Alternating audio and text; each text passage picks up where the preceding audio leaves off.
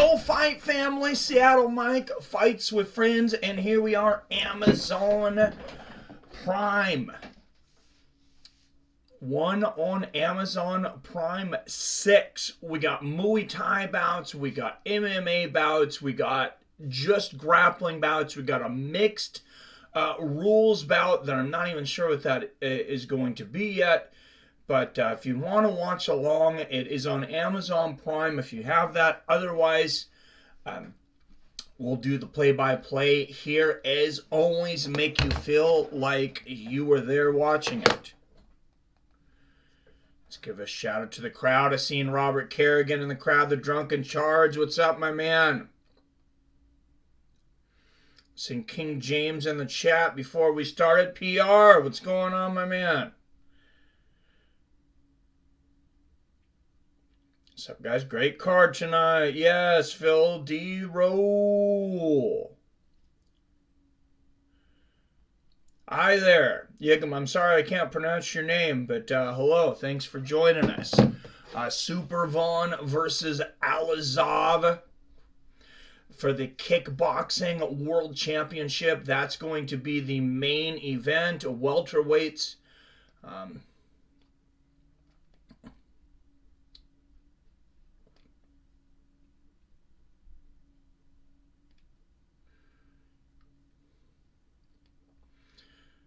All right, and it is live.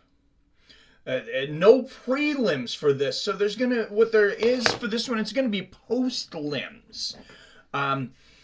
So they're gonna have the main card, and boxing used to do this a lot. I've actually been to live boxing shows where they actually had prelims and post-lims. Like they had a couple of fights like after the main fights, and then. I've seen PFL do it too, and I've seen them do it before and after. Chingiz Allazov and Shoko Sato at a catchweight.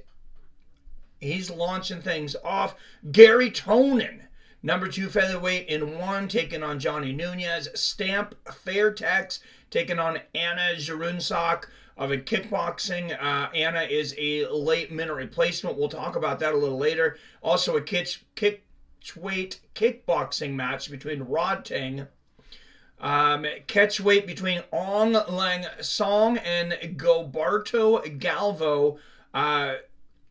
Ong Lang just lost his championship not too long ago. Mikey Musesi, an absolute wizard, defending his flyweight submission grappling belt. Stamp Fairtex has new fighter change at last minute. She is fighting Anna Supergirl now.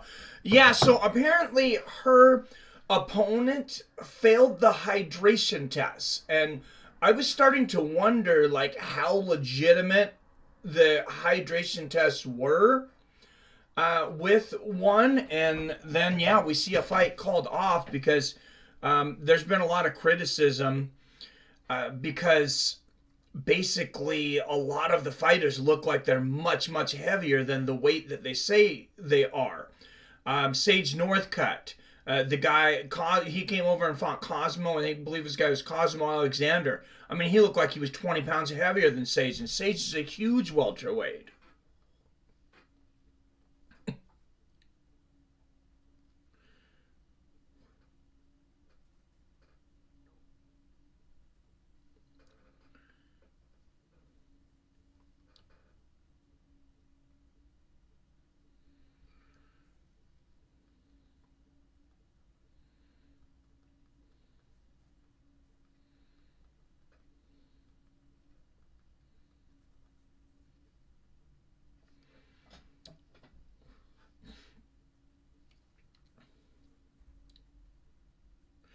PBR Street Gang with the super chats is on set. Thank you, my friend.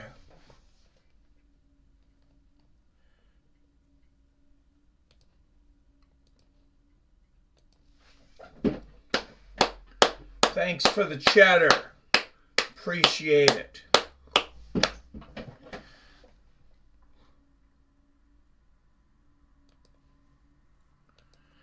And here comes Rodtang This is the parade of fighters. For those that are wondering what's going on here, Boxing MMA, cheers. Yes. I didn't hear she did a no-show, King James. What I heard is that she failed her weight and hydration test. I don't know if there's other stories out there. Maybe there's multiple stories going on out there. I don't know.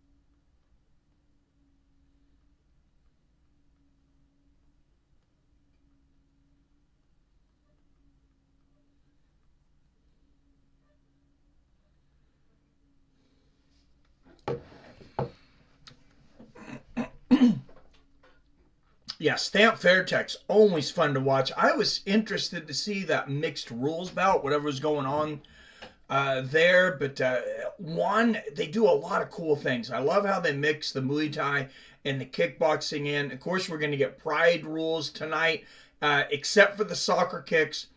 No more soccer kicks, but knees to the head of a down opponent. Of course, any up kicks are going to be legal. 12-6 elbows, yellow cards for stalling. You got the whole thing here.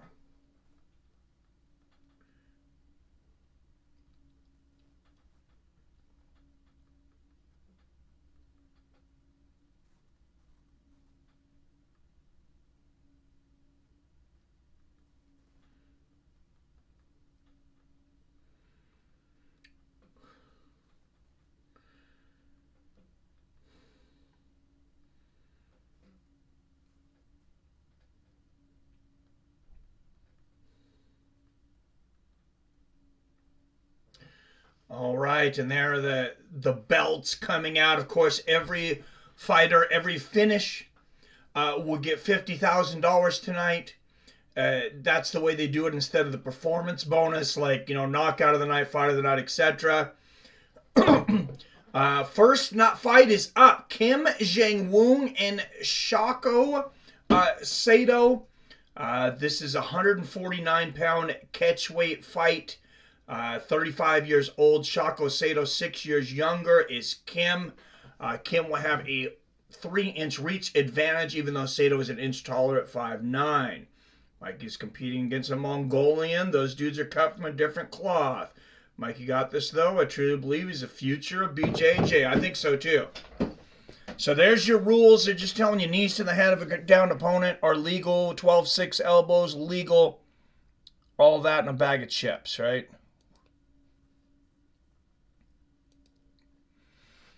All right, I do not have the fight clock up. I apologize for the MMA yet. I just have a 3-minute clock up.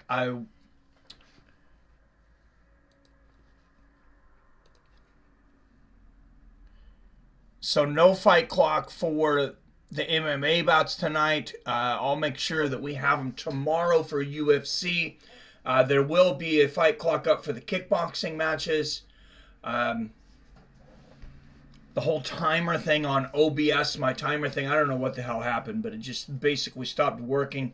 So I had to find a 3-minute timer from online, like on YouTube, and insert the video in there. I don't know. Apparently OBS is having some issues with their timing. A bunch of code got deleted, and everybody's timers are screwed up for OBS.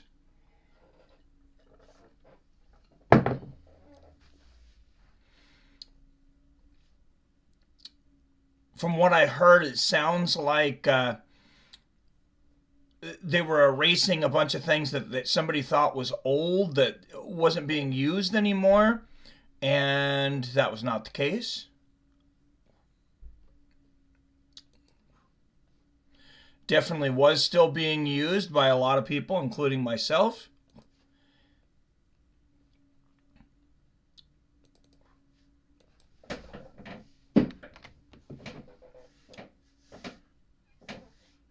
Step up to the plate. I need you to listen to me, because what I have to say will leave you in misery. I like it. I like it a lot. All right, and the fighters are ready. The lights here in 1FC, the production is just amazing. And here comes Kim Jae-woo. We talked about comparing the rules to Pride. The production is also similar to Pride. I don't know if it's going to match that Ryzen New Year's show. That was absolutely incredible, but this production is great. I love it. I love the production, the lights, the pageantry. As long as you don't, you don't take too long with it. Like boxing does it sometimes. They take too long for things. It's like, you know what, guys? We know it takes a little bit longer to wrap your guys' hands. It doesn't take 45 minutes extra for you guys to wrap your hands. And Billy Hughes with the super chat. $20 super chat. Wow, thank you. So I'm starting the donation train. Back up, jump on, everyone. Show the channel some love.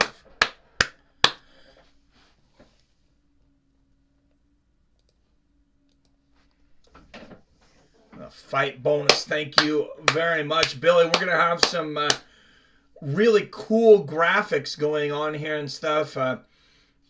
Top of the line to match anybody on YouTube, and that's thanks to some other donations from Billy Hughes. So I got to give a big shout out to him. He has donated a ton of new equipment to the channel, and it's absolutely humbling donations.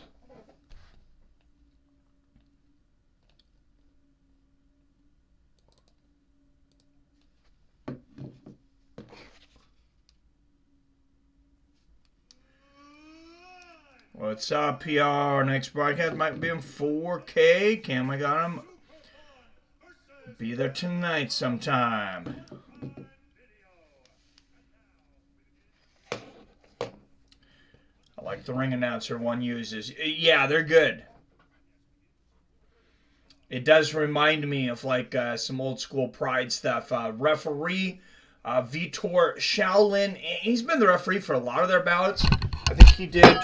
Seems like he did the majority of the bouts last time out.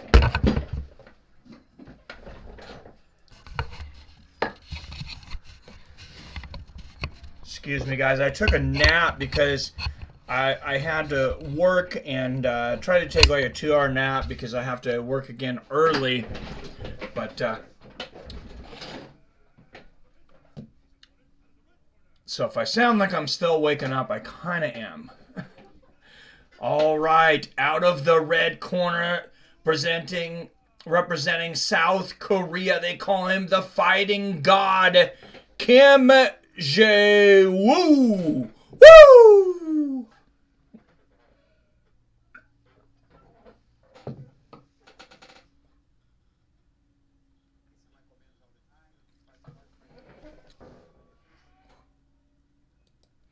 I was waiting for them to show the other fighter's name so I could spell it correctly, and I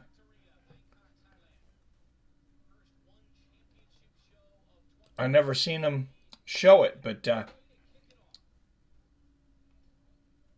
we'll get it on there in a minute. Yes, it is in Thailand.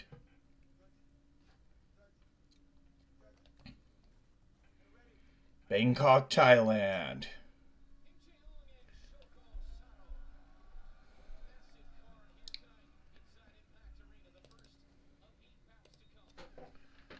All right, he's just going to have one name for now, Sato. Nice low leg kick there from Sato. Kim, the aggressor, early moving forward. Hopefully we get to see some of those glorious head kicks and knees to the down opponent tonight. Wouldn't mind seeing some 12-6 elbows. Good body kick there from Sato.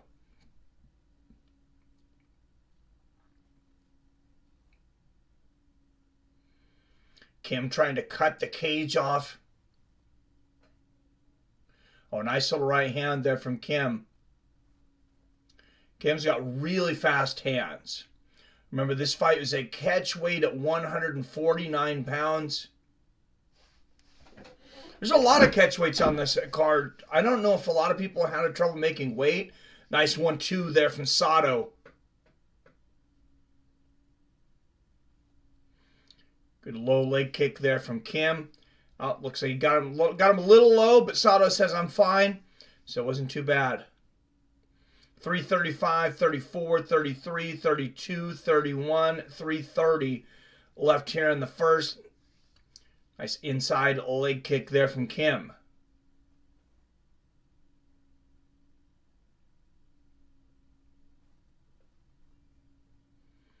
And another from Kim. Oh, good right hand upstairs from Sato and the low leg kick.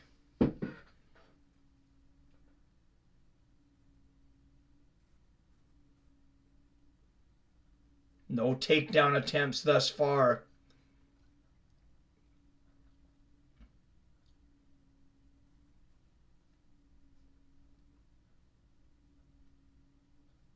Sort of a bit of a filling out process and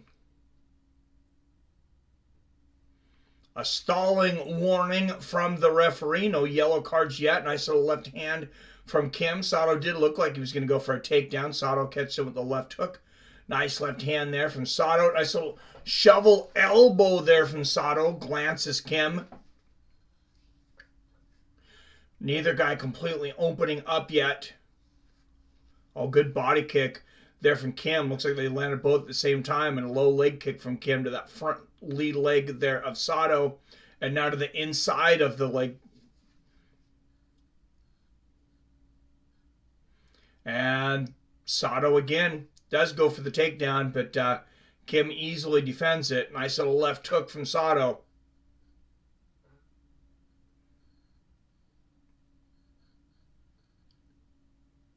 Sato has some brutal leg kicks. Oh, nice little counter left hook there from Kim. That's his advantage, is the speed. Kim's hands are ridiculously fast. Good side kick to the body there from Sato.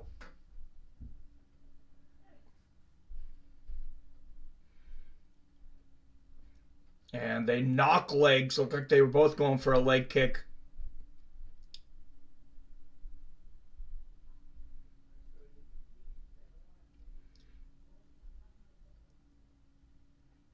Their shins are definitely going to be hurting in the morning. Oh, front face kick attempt from Sato. Glances, but he falls down. Kim unable to take advantage. Nice left hand there from Sato. 105, 4, 3, 2, 1. 1 minute left in this first round.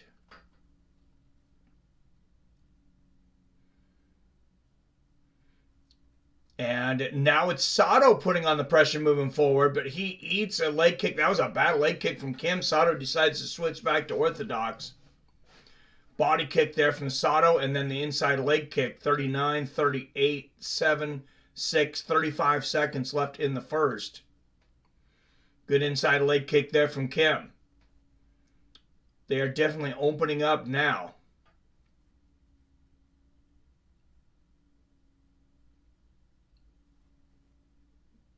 Good left hand up top from Sato.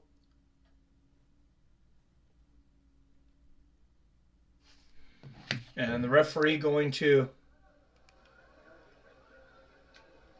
Not sure what he's trying to address here.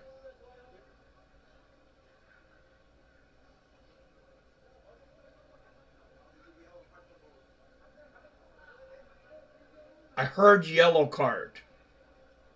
Rich, what do you think's going on? Is he reaching in his back pocket? There it is. Yellow card. He is issuing a yellow card. What do you think about that, Rich? It's odd to me that he's issuing a yellow card just after a jab was landed to Kim's face. This may not be the highest paced fight that I've seen. But So there it is. The referee, Victor, has given a yellow card. So I believe that's to both fighters, and they will both lose a percentage of their purse. Good front kick to the body there from Sato. And an exchange there at the bell. He's definitely trying to encourage them for more action. It seemed like kind of a weird timing for the yellow card, but they could have definitely picked up the pace. Thank you, Billy, for all your help. This channel going to grow in 2023, says Robert. BR says, thank you, Robert, my dude. Today is a good day. I like ring announcer 1 uses. Me too, Billy. Where are the fights tonight? Oh, yeah, we talked about that. His name is Shako Soto. Thank you, Billy. I've been from Bangkok, so now what? One of the best rap lyrics of all time. How do they determine who is stalling when both are? Who gets yellow card, then both? I believe they gave it to both. That's what we saw a lot in the first round. It's just this patty cake. Just touch you, touch me, and then we go to the low kicks. I want to see a little bit more action from both these guys, and apparently so did the referee. Vitor Shaolin stepped in twice, issued a yellow card there at the other round. Okay, so it was for both fighters, excuse me. Oh, I started a timer, but that's a 3-minute timer. I'm sorry, no timer for the MMA bouts tonight. That's my question before. Your yellow cards are extremely rare in ones. Thank you, King James. All right, second round. Kim moving forward. Oh, a flying knee attempt there from Sato, but not able to get up high enough. Side kick to the body from Sato. Both fighters definitely looking to be more productive now. They don't want to be losing money. Great body kick there from Sato. Vitor Shaolin doesn't mess around. And they clash legs again. Oh, nice right hand up top from Sato. And Sato shooting for the takedown. And he's going to clinch. Looks like he's going for a little judo throw on the inside. Looking for the Osoto Gari, which is that outside reap.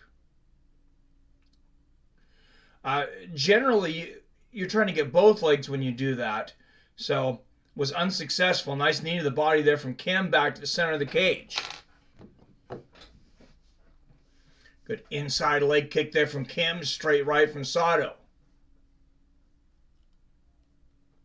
I don't know, do you guys think that yellow card was a little premature? I believe he had warned them earlier, though.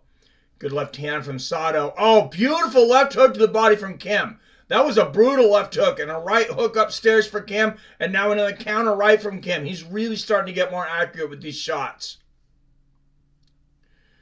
Nice low leg kick there from Sato, and the counter right again from Kim. His hands are so fast. An inside leg kick there from Kim, and a right hand up top. I did give Sato the first round. Even though all of these fights are scored as a whole, that's the other round change. That's pretty much the only way we can, talk amongst ourselves with the scoring, though. A great inside leg kick followed by a right hand there by Sato a moment ago, or by Kim, excuse me. Sato again fails with the takedown attempt. Good left hand there from Sato. Oh, and a nice right. Good one, too, from Sato. Right hand there from Kim, and the inside leg kick from Kim. And the yellow card seems to be working. Good right hand there from Sato. And Kim answers with one of his own and an outside leg kick. Action fast and furious here in the second. Oh, nice body kick from Sato. Outside leg kick from Sato and an inside leg kick from Kim. Look like Kim's nose was bleeding. And if Kim's fighting, basically his nose is bleeding. I don't know why he has that issue, but basically every time I've seen him fight, he always has a bloody nose. Good straight right there from Sato. That is a badass tattoo on the back of Kim, though. Good inside leg kick there from Kim. And a good knee to the body from Sato. And another inside leg kick from Kim. He's really beating up on that front leg of Sato. Outside and inside leg kicks. There's an inside leg kick from Sato. But, a jumping left hook there from Kim. It was kind of a left hook straight combo. Kim tries to go up to the head, mostly blocked there by Sato, but another counter right from Kim. And this is what I was talking about with the speed of the hands of Kim. Just absolutely lightning fast hands. Good inside leg kick there from Kim.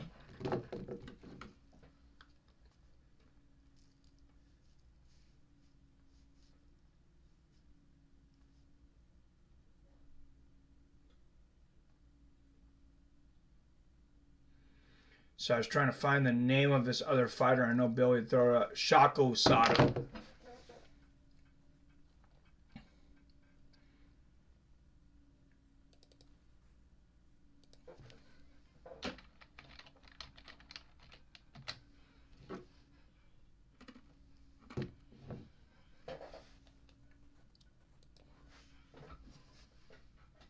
Good outside leg kick there from Sato. Definitely Kim's round, though. Oh, and another big right hand from Kim.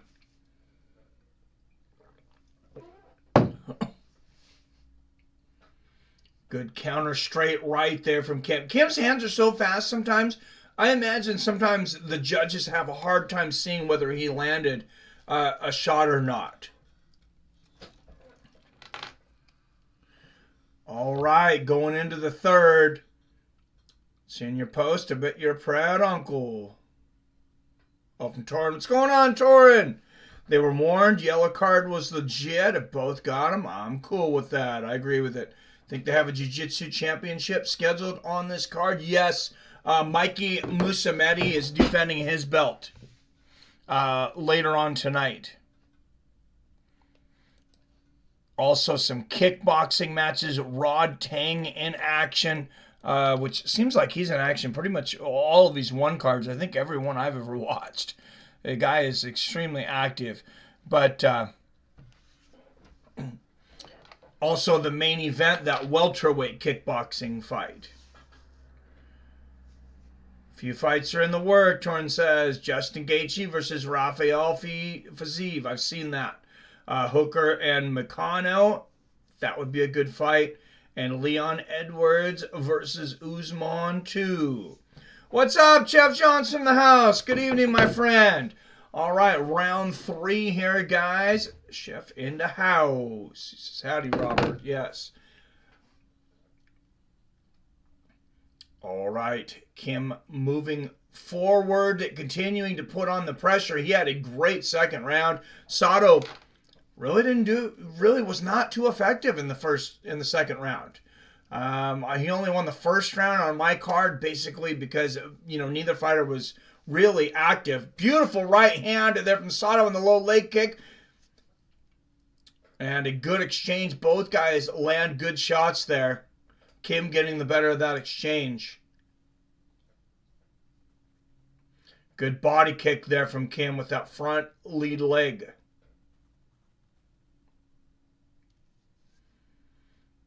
Oh, great right hand there from Sato. He's seen an opening and rushed in. Looked like maybe he was thinking about going for a takedown, and Kim dropped his hand, so he hit him with the right hand. And now Sato going for the takedown. Kim, not only does he counter it, he kind of puts Sato on his butt for just a second. Oh, nice straight right there from Sato. I don't know if I'd count that as a full knockdown, but it's definitely a move. Good right hook there from Kim, followed by a straight right from Sato. This has been basically a kickboxing match. Good inside leg kick there from Kim. Oh, what a right hand from Kim. And a 1-2. Kim is getting it on right now. Inside leg kick from Kim. He is really putting it all together. Snapping the head back of Sato several times. Good left hand there from Sato, and a good shoulder rush to the chin there from Sato.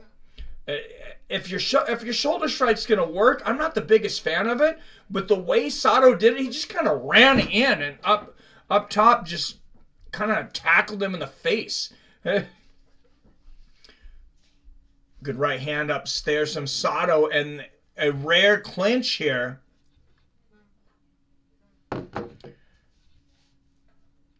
Kim's got the waist lock here. Wasato's back to Kim up against the fence. Sato trying to get wrist control to escape from this. Oh, nice right hand to break it from Kim. And there's a 1-2 from Sato. I think Sato's losing this fight. He needs to get busy. He needs to either get really busy and cause a lot of damage or finish this fight. I think Kim's got this. Nice 1-2 there from Sato. And a body kick. Sato seems desperate now, and he's on the attack. Oh, and they exchange lefts. Wow, Kim is really bleeding now. He just landed a good body kick, but man, that left eye from Kim is just bleeding all over his chest, all over Sato's back now. Oh, that is gushing. And Kim is just, as I mentioned earlier with the nosebleed, he's just kind of a bleeder overall. And I believe they're going to take a look at that eye. On that speed advantage that he seems to have. Shaolin will call a timeout here and bring the doctor in. I mean, it's only a minute and a half, but the doctor is going to look at this. The right eye of Kim is really swollen up. The left eye is bleeding really good. There's only a minute and a half here. And they're gonna say, yeah, we're gonna go ahead and continue this. Yeah, that would have been horrible. You can watch it on Amazon Prime, Chef. I was turning up for just a moment, Robert, so I could hear what was going on. I'm going to risk it every once in a while if it's just a couple seconds. It seems like I've been okay in the past. Good straight right there from Kim. And that's why you really can't judge a fight by, the other fighter's face, because I think Kim's winning this fight. But he sure doesn't look like it. Good straight right and an inside leg kick there from Kim. Oh, and a nice knee there from Kim. Could be no knees to a downed opponent in this one because nobody's going down. No takedowns. Good inside leg kick there from Kim. Left hand up top from Sato. No knockdowns either. Good body kick there from Sato. Garry Tonon, the jiu-jitsu phenom on deck. Fighting a featherweight MMA bout tonight. Good body kick there from Kim. And a straight right. Sato had tried to body lock again from Kim and got a big right shin to the body for his efforts. Good left hand there from Kim. Oh, and a 1-2. And Kim closing out strong. Another good body kick from Kim and a lightning fast right hook. I'm not even sure Sato can see. Oh, and a spinning back fist from Kim. I'm not even sure Sato can see a lot of these strikes coming there so fast. And Sato raising his hand. I don't think he believes that, though. Wouldn't mind seeing Max try, but it's just as tough as any other organization. Oh, ESPN doesn't carry it. No, it's on Amazon Prime Video, if you have Amazon Prime. Alex Caceres versus Nate Landwehr is booked for UFC San Antonio. That will be great. Oh, I missed that, Billy. Yeah, I really like that fight. That's great. That's a great stylistic matchup. I know the score as a whole, but I got it 30-27 Kim. I scored the rounds too, Billy, and I also gave it to Kim. I scored 29-28, but that first round it was a weird one because of the inactivity. It definitely could have went either way. So let's get the official scorecard here. I wish they'd hurry with it. I don't want to get dinged for the volume here. Let's have 34 up in the chat. Go ahead and hit that like button. Make sure you subscribe because you're going to want to stick around, guys. We do these live streams every week. We're going to be doing UFC tomorrow. Strickland versus Imanov now. Of course, Kelvin Gastelum pulled out of the main event. Some other good fights on that card. Also, playoff football tomorrow. I believe we're gonna end up doing the Seattle Seahawks and the San Francisco 49ers. So that's starting at 1:25 p.m. I'm not missing that. I'm Seattle Mike, guys. Sorry, I got to watch my Seahawks. But we're going to go right into the UFC right after that. We turn now to the judges' scorecards. All 3 judges have scored this contest in favor of your winner by unanimous decision. Wait, what?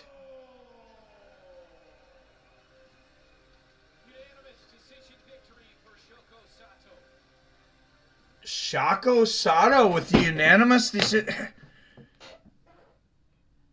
The first round of Cam because Sato was stalling. Wow.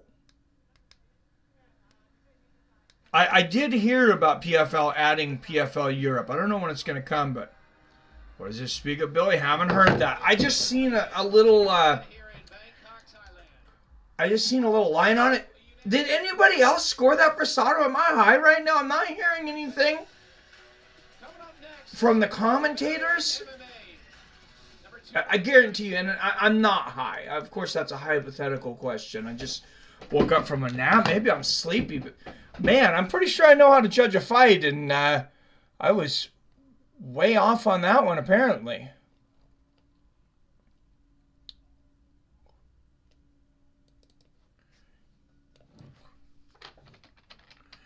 Anglung Sang fighting later tonight, too, against Gilbert Galvão, Mikey Messi in a submission grappling bout. But speaking of grapplers, the great Garry Tonon coming up next. Taking on Johny Nunez in a featherweight bout. Kings didn't know PFL International base. Thought they promoted globally. You had any there? What's up, Invisible Bullies? This is my gut friends in low places. Thank you, Invisible Bully, for the super chat. Getting us up to $24 on the night.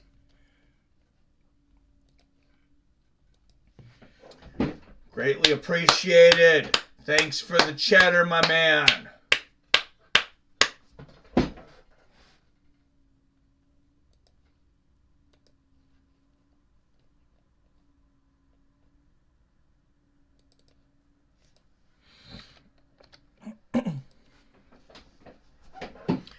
Keep an eye out, guys, on your shorts page. I've been uploading quite a few more shorts. I uploaded a couple today. One of them was a street fight thing. I've uploaded 3 more for this weekend, but one of them is going to drop tomorrow morning because you got to space them out because otherwise YouTube penalizes you with your notifications. But I can tell you guys, if you're paying attention, I can tell you exactly when they will drop. So tomorrow at 7 a.m., we got another like kind of street fighting matchup there.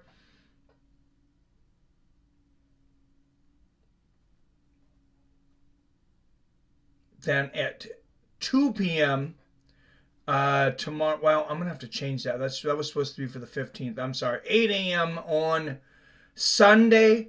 We have some of the greatest knockouts from ONE FC, and I tried to find cool fight songs to put to like each of these. Like the street fight that I dropped today has kung fu fighting, and it kind of times up with what the fighters are doing and things. The lyrics, I did my best to time that up, and then. Sunday at 2 p.m. there's a brutal knockout I posted of Mike Tyson knocking out a sparring partner back in the day. All right, Garry Tonon and Johny Nunez up next. Nunez, 6 years older at 37, an inch taller at 5'11", and he'll have a 1-inch reach advantage over Garry at 70 inches. For those that don't know who Garry Tonon is, he is one of the greatest pound-for-pound jiu-jitsu fighters on the planet. Bout judges a hold. Knees to the head of a ground opponent are illegal. No spiking throws on head, neck, or spine. That's also a UFC rule, so that's not anything different than what we're used to. And then, of course, as we've seen in the last card, if fighters aren't active enough, they're going to give them a yellow card. They're going to lose some money. And they're going to risk being penalized in the fight. MMA in the United Kingdom is blowing up. They're having an MMA boom like the U.S. did in 2005. Oh, that's good to hear, Billy. I need to be able to do some Cage Warriors. I was just telling Billy today I most likely won't be working most weekends now because I hired a new employee. I changed my delivery day at store. I used to not deliver on Fridays, and now I am. So a lot of times, hopefully I won't have to be delivering on Saturdays. I won't have to work at all.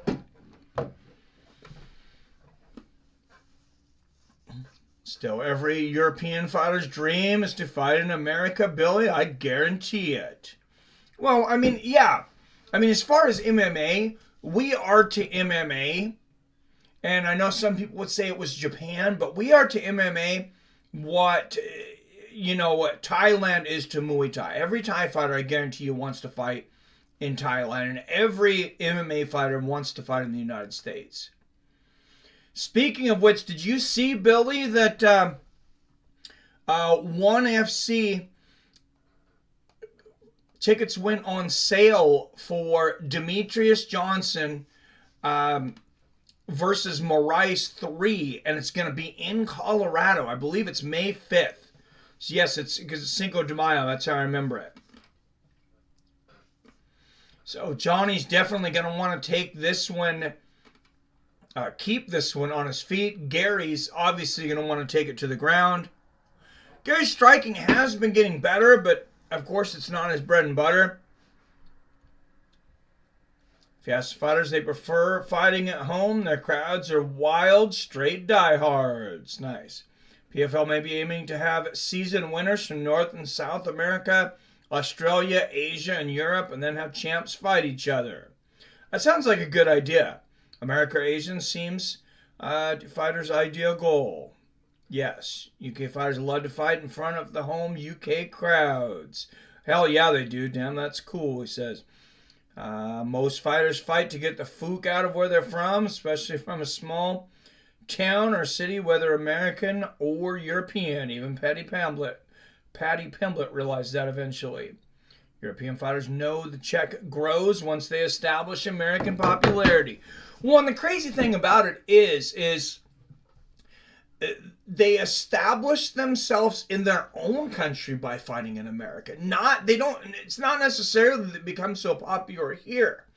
And you used to see this with music artists, 70s, 80s, 90s. I don't know if it's so much the story today because of the internet, but if a band or an artist wanted to get big in the United States, they would go over to Europe and they would tour some of these bars, and word would get back, and then they would become big in the United States. There's a lot of bands that did that ended up having to play in Europe or did play in Europe before they became big over here.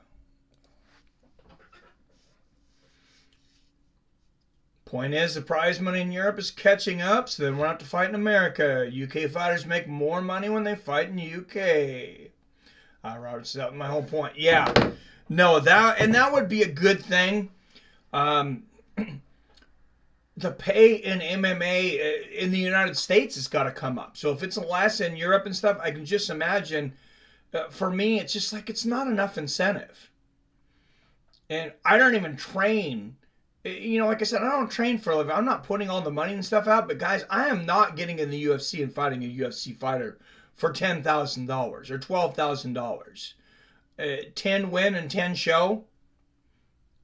I'm just not doing it. It's not worth it.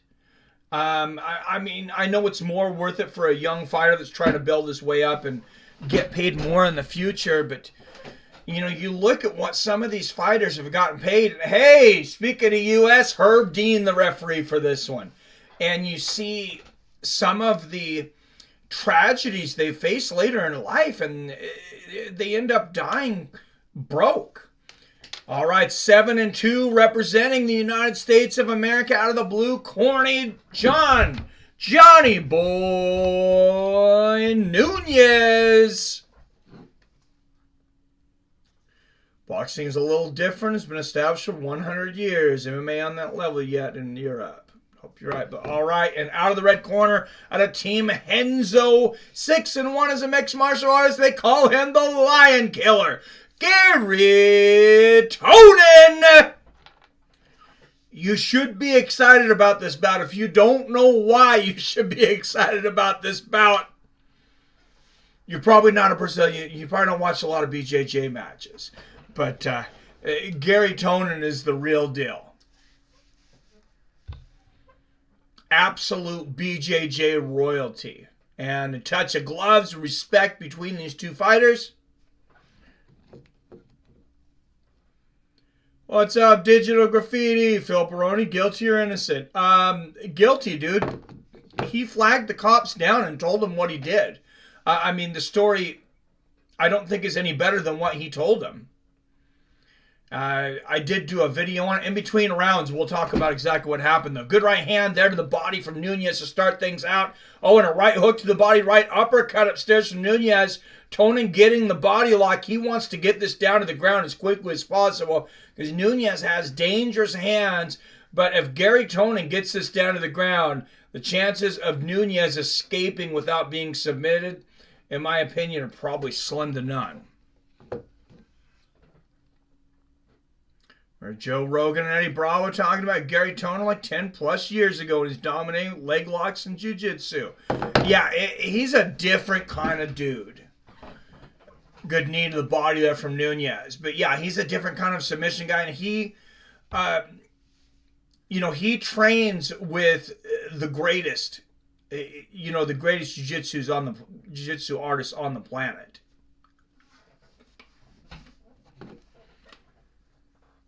Differently. Oh, it's me, Arcade Chaos. What's up, Arcade Chaos in the house? How many channels do you have, man? Good knee to the body there from Nunez. I've seen Arcade. I seen you were going live the other day, and I was just laying down, Arcade, so I didn't end up coming in. But good knee to the body there from Nunez.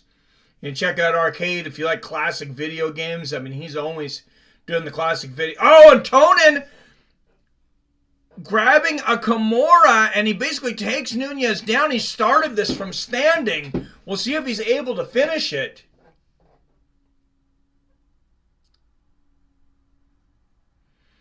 Nunez trying his best to and he got it! There it is! Garry Tonon. He didn't even have to get it down to the ground. Starts the Kimura from standing, takes it down to the ground, and submits Johny Nunez. That is jiu-jitsu on another level. When you don't even have to take somebody down to the ground to start getting your submission, guys are in trouble.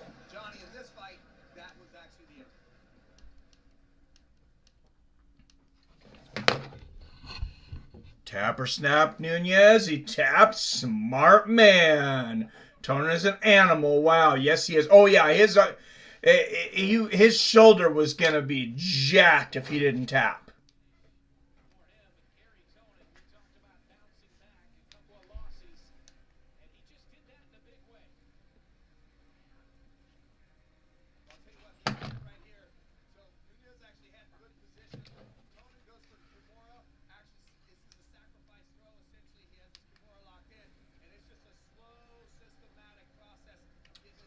Wow, what a move. Did he actually sacrifice himself and let Johnny throw him? I got to look at the replay there. I think that's what happened.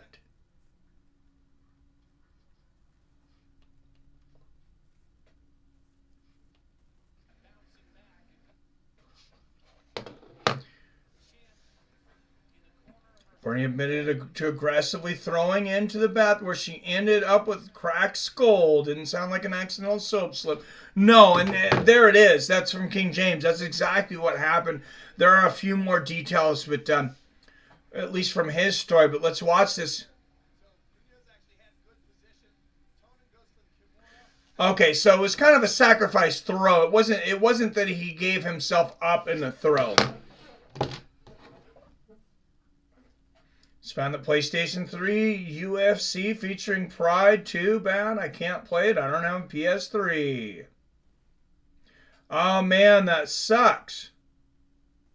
You should pick you one up. Do you have OfferUp where you're at?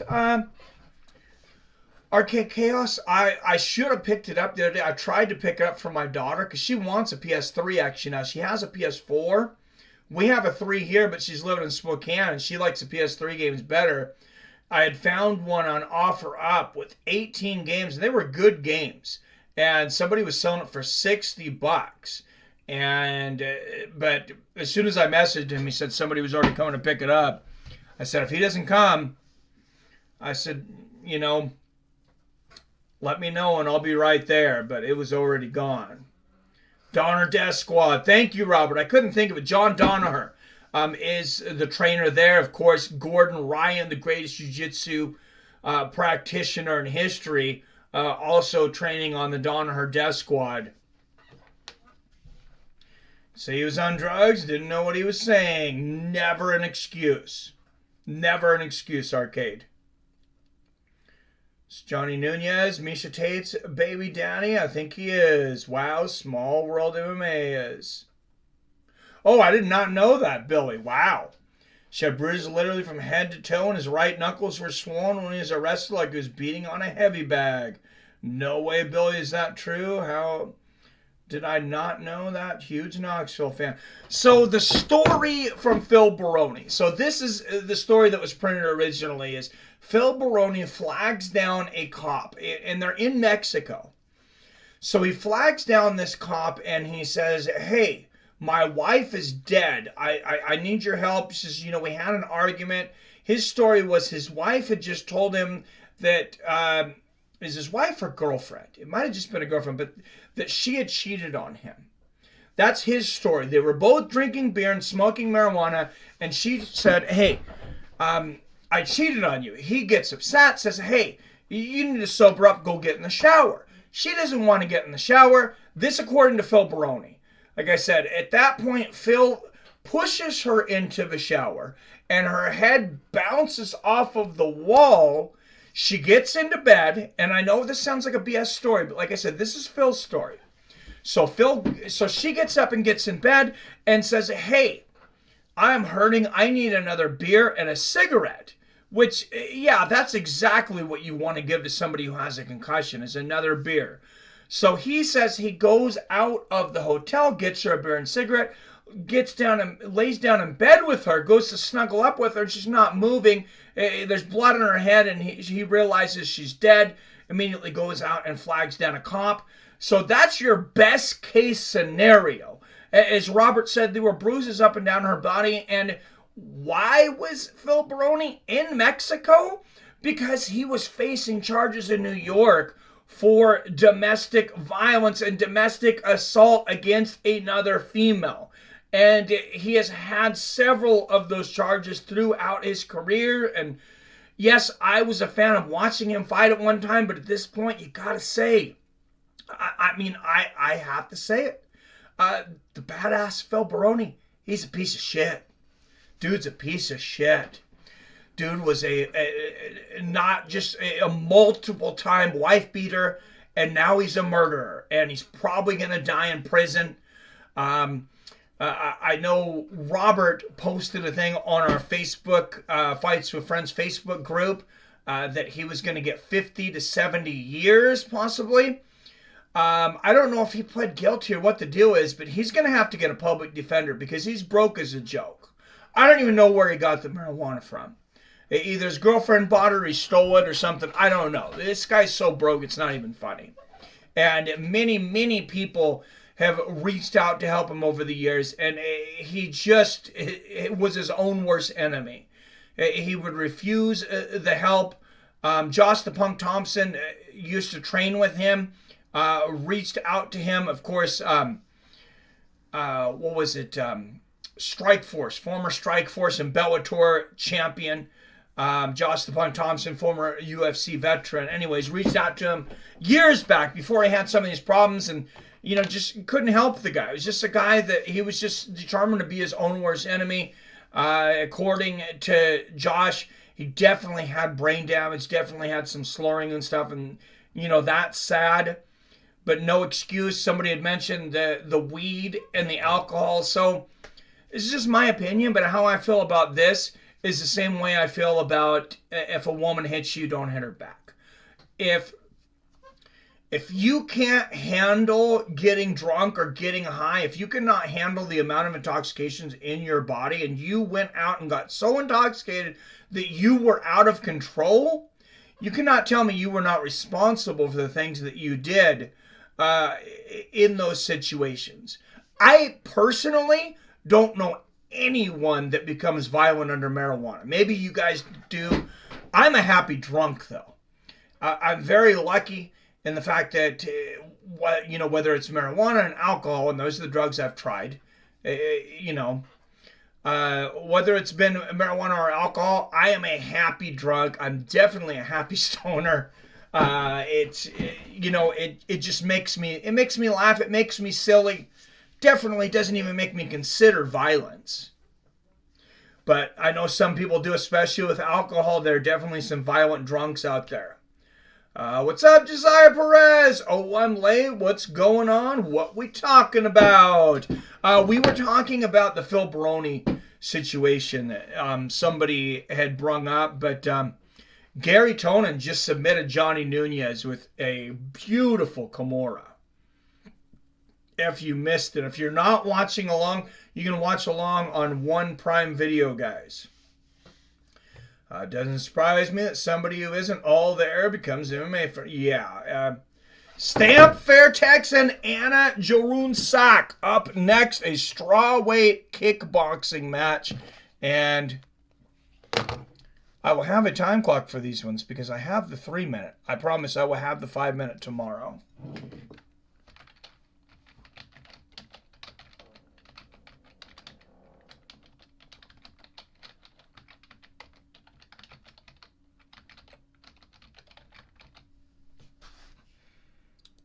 All right, Stamp Fairtex. Oh, and I'm probably behind there because I kept rewinding it to see that submission. Hopefully the fight hasn't started yet.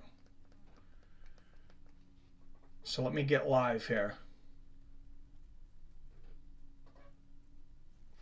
All right, no, little promotion here. Good time for a promotion. Yup, Death Squad is a group of sub-specialists. Hell yeah, it is. Nunez, the training partner. Tate left.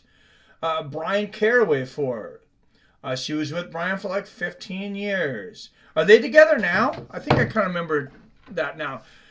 Stamp Fairtex, 25 years old, 6 years older than Anna. Anna is 6 inches taller at 5'8", 10 pounds heavier, 125 pounds to Stamp's 115. Anna is 8 inches, has an 8-inch reach advantage at 16.9 inches. Reason for the weight discrepancy is Stamp Fairtex's original opponent was out of the fight. 10-point must system, 3 3-minute rounds, 3 knockdown rule is in effect. And we want to have a timer for this one because 3-minute rounds is kickboxing.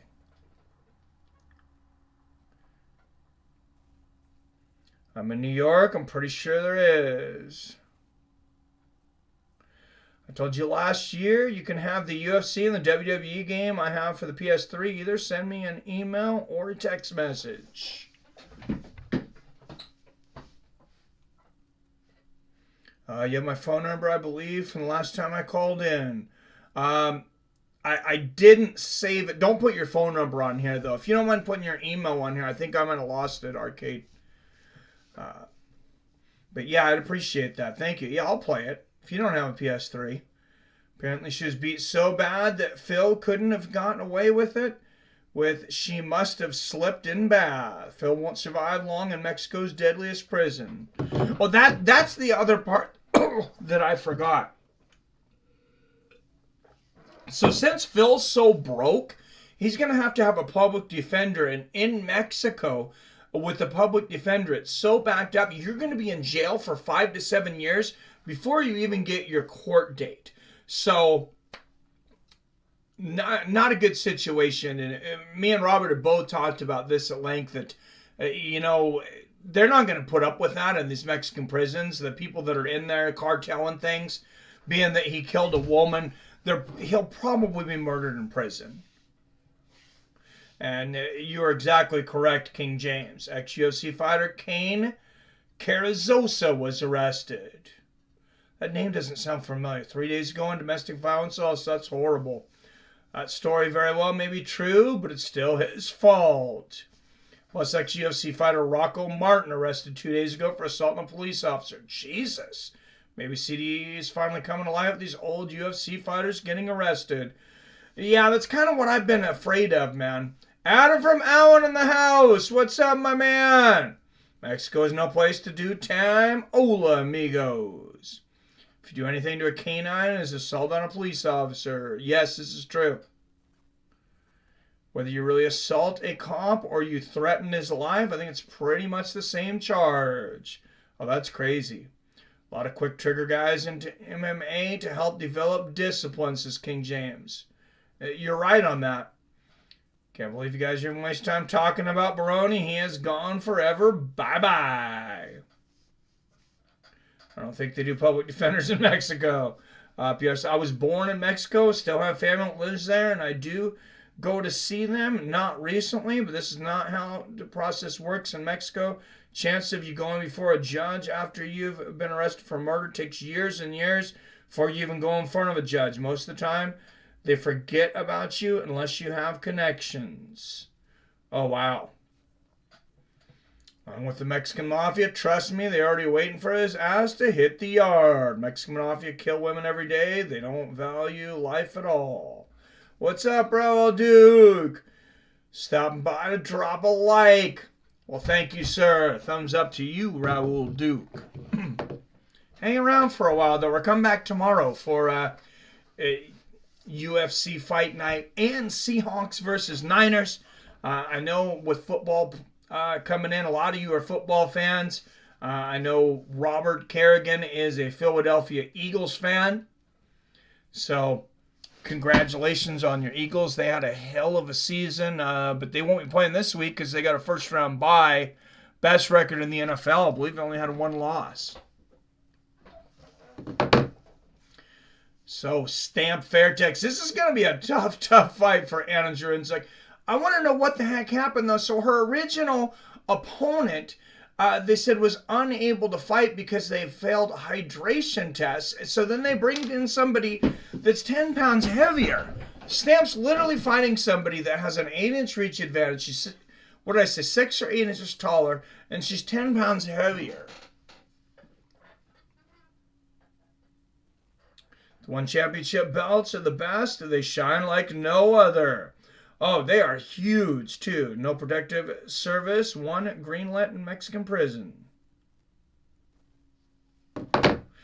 Yeah, I cannot imagine being in prison over there. Because the only thing I've heard is that if you have money, you know, you can kind of get your way out of things. But Phil doesn't have any money. He was broke. He spent all his money from fighting years ago. He's basically done nothing but get high on drugs and beat women. And like Billy said, it's like, it's not even really worth talking about, but it is news. So, with all due respect to Billy and Robert, my family literally has the streets named after them in Mexico. All right, with a Muay Thai kickboxing rare 39-5 out of the blue corner, representing Thailand, Anna Supergirl Jurinsek. They are well connected. I think there's a bit of misinformation here.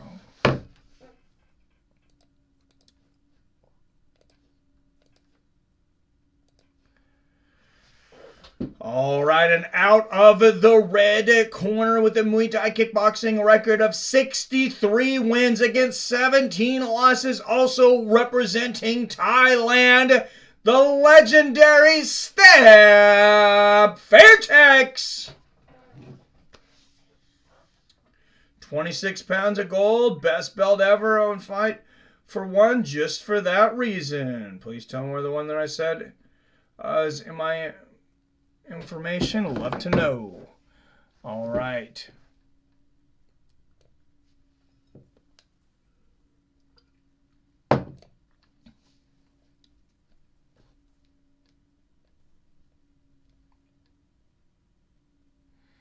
I'm not allowed to talk about my ties to the Mexican mafia. I have been sworn to secrecy.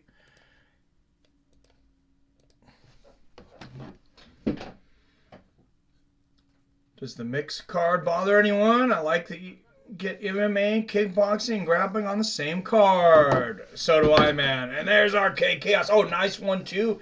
There from Anna. Whoa, big combinations here from Anna early, backing up Stamp Fairtex. Remember, she is a much bigger fighter. Good body kick there from Anna. Good straight right from Stamp. Oh, man, a 1-2 from Anna. And Stamp looks like a little kid right now. They exchange right hands. A nice low leg kick there from Stamp. But what a challenge for Stamp to come in and fight somebody that's in a full weight class up from her. Good right hand there from Anna. I mean, she's literally 10%. Her, 10 pounds is a lot more at these lower weights. 125 and 115 is a huge difference. And I mean, this looks like a mom and her 13-year-old daughter. Oh, wow. Both landed big shots and a big right hand there from Anna. Oh, big right hand over the top there from Stamp as Anna lands a low leg kick. Right hand right on the chin from Stamp. Now, the thing with Anna is she's young. Like I said, I believe she's only 18 years old. So Stamp has a huge experience advantage here. Good body kick there from Fairtex. Good outside leg kick from Anna halfway through this first round.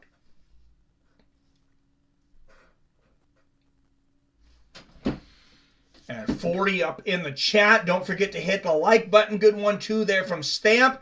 And some great leg and body kicks from Stamp. But some big right hands getting through for Anna. Oh, three-piece there from Stamp. And there's the 1-2 from Fairtex. 1 minute left here in the first. If Stamp throws a head kick, I'm not even sure that she can reach the head of Anna. I guess I'm sure we'll find out. Good 1-2 there from Fairtex. Oh, and the nice left hand to the body, coming up with the right hand upstairs from Stamp. And a low leg kick and a right hook from Fairtex. She is so fast, and that's definitely her biggest advantage in this with such a bigger opponent. Oh, good right hand there from Stamp. Good counter right. Good 1-2 from Anna. And great exchange. Both women landing shots there. Good body kick from Stamp. And referee's going to break him out of the clinch there. This is kickboxing, not Muay Thai. So they're not going to allow him to clinch much.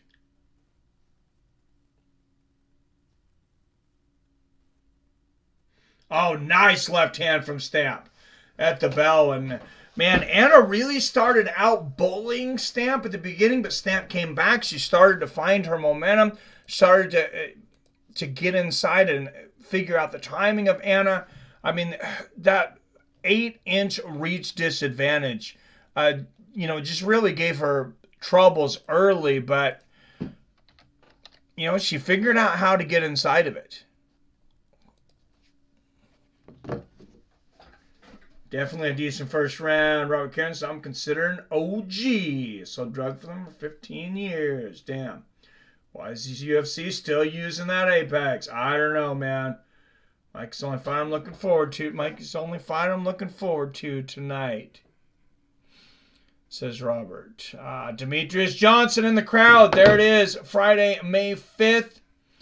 8 p.m. Eastern, 5 p.m. Pacific out of Denver, Colorado. That is a one-fight night. Demetrius Johnson versus Moraes. 3. Now, Moraes won the first one via flying knee to a down opponent and knocked Demetrius out. Demetrius came back, dominated the second bout. Oh, good leg kick and a right hand from Anna, and she floors Stamp. And Stamp immediately up, but that is a big, big moment here for Anna. And good combination from Fairtex, but Anna coming back with a three-piece of her own. Another three-punch combination from Anna and a 1-2. And I feel bad for Stamp right now. She's so much smaller. Good right hand there from Anna. Great body kick from Anna. I am surprised that they put this match together with such a big size discrepancy.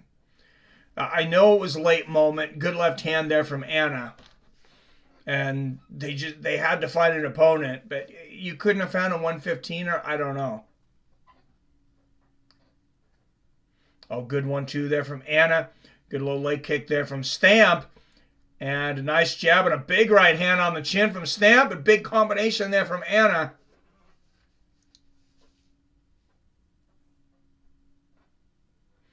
Anna's really bowling Stamps with her punching there, too.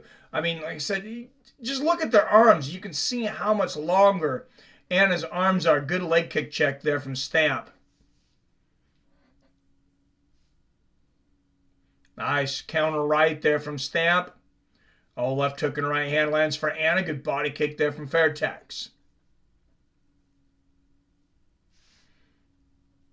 And Stamp kind of backing up and waiting for Anna to come into her. That's a hard game plan when your opponent has an 8-inch reach advantage.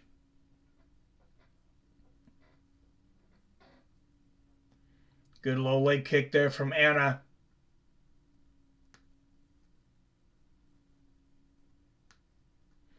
Little theatrics from both women. Oh, nice 1-2 in the left hook. 1-2-3 there from Anna. And a right hand outside leg kick from Stamp. But Anna is just, she's just bullying her. Good 1-2 and an uppercut there from Anna in the body kick. I gave Anna the first round. I think she's definitely winning the second round here.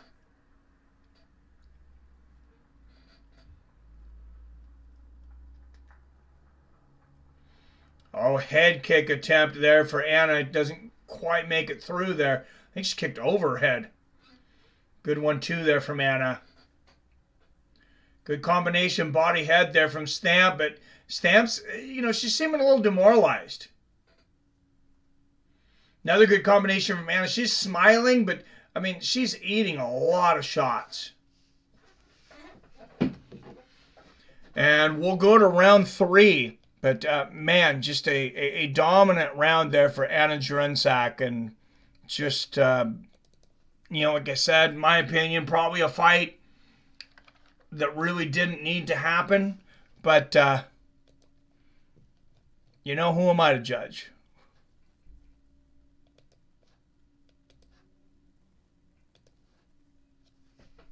Just because of the weight class. I'm enjoying the fight. But the weight difference is not good. DJ is the man, says PBR Street Gang. Size matters. Yep, why would Stamp take the fight for the money? Yeah, and she, she trained. She didn't want to put all that money, I'm sure, out in her training camp. Her original opponent was unable to go. And, that's just a weird thing to me. To say one fighter can't go because they didn't make weight, and then have a fighter come in that's 10 pounds heavier.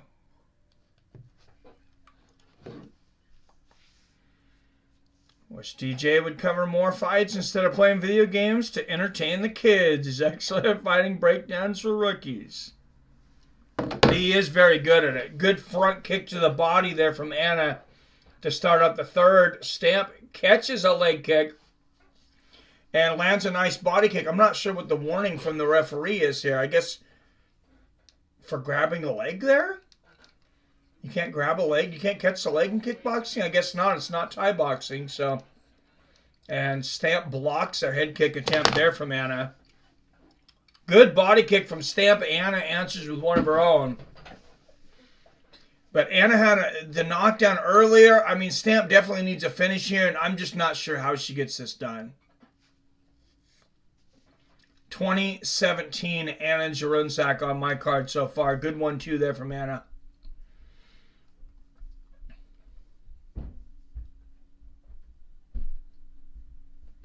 And Anna checks that leg kick from Stamp. Good body kick from Stamp, but Anna coming up, clocking her a couple of times afterwards. And a good exchange of leg kicks. Good defense there from Stamp, dodging underneath some of those punches, but she doesn't have a long way to go. She's like 6-7 inches shorter than her opponent. Oh, good left hook there from Anna. A couple of good right hands from Stamp. She is definitely going for the finish now. Good 1-2 from Stamp. And another 1-2. Good body kick from Anna.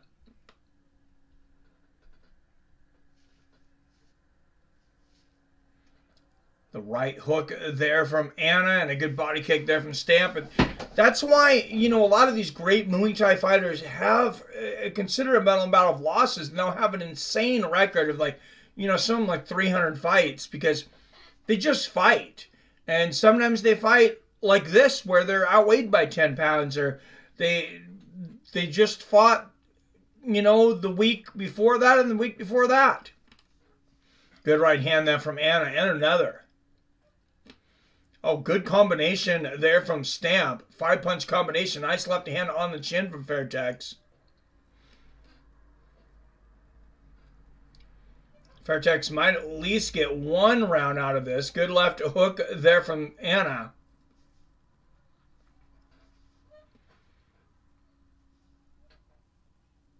Good outside leg kick there from Anna. And Second's winding down. Looks like, you know, Stamp Fairtex going to end up losing this one.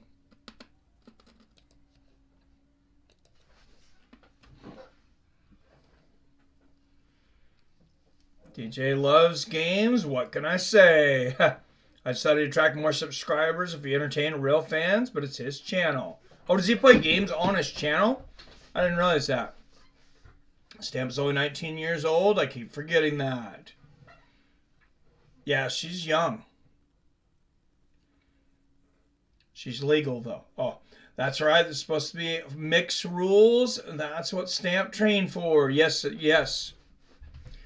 Wonder how Cage changes game plan for these kickboxers instead of fighting in a ring with ropes. And it's a huge cage here.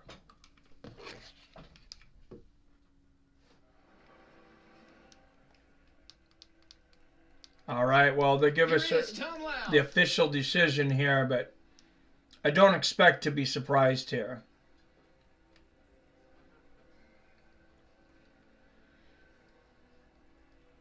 I think these lighterweight one women would smoke UFC competition. One don't have boring chick fights. No, they don't. Jim says Anna won. I agree. I think it's supposed to be mixed Muay Thai rules as well with another opponent. Yeah, I believe so, Robert. Ladies and gentlemen, after 3 rounds of battle, we turn now to the judges' scorecards. Judge number 1 calls this contest in favor of Stan. Judge number 2 calls this contest in favor of Jarunsak. And judge number 3 calls this contest in favor of your winner by split decision, Stan. Well, I am not a fan whatsoever of the judges tonight. I think that's the second fight that they've completely botched, and God, that was horrible. That was a horrible botch. And oh my. Yeah, if there's any more finishes, I'll make sure and post them, King James. Sorry, or maybe Robert will post in the Facebook group. Sugar started playing games on his YouTube channel. I hate that ass. I don't get these kids these days watching people play video games. When I was a kid at arcade and ran out of quarters, I left. Right? Wasn't sticking around to watch them play. Now, how boring. Well, I guess that answers that question, if I should play fighting games on here. I may anyways. If for those people that aren't a fan, I guess that's just something you won't watch. But a lot of people are interested.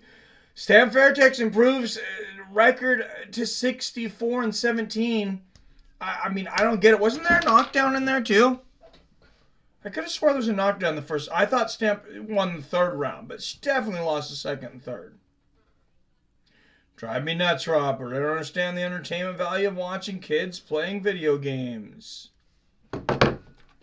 Yeah, I don't know. So young David watches a lot of these. And what he told me is, you know, like back in the day, we used to have to, and I never did this, but I know kids that did, they would have to call like that Nintendo hotline to get tips. So what he does is he'll watch it and learn how to play the game better, learn like little tricks and things they did. And I mean, he'll really dissect it and, you know, figure out how people do things. And then there'll also, you know, be some pretty funny. Usually they try to be humorous. It's usually like, you know, humorous streamers. I don't know. I understand. I could watch anything you do. I watch Arcade Chaos play games, but I do it for the support. All right, man. I mean, I don't plan on a lot of it, but I know they're making a new boxing game on PC. I think it's going to be on everything, but it's also going to be on PC, which would be one of the easier ways to stream it.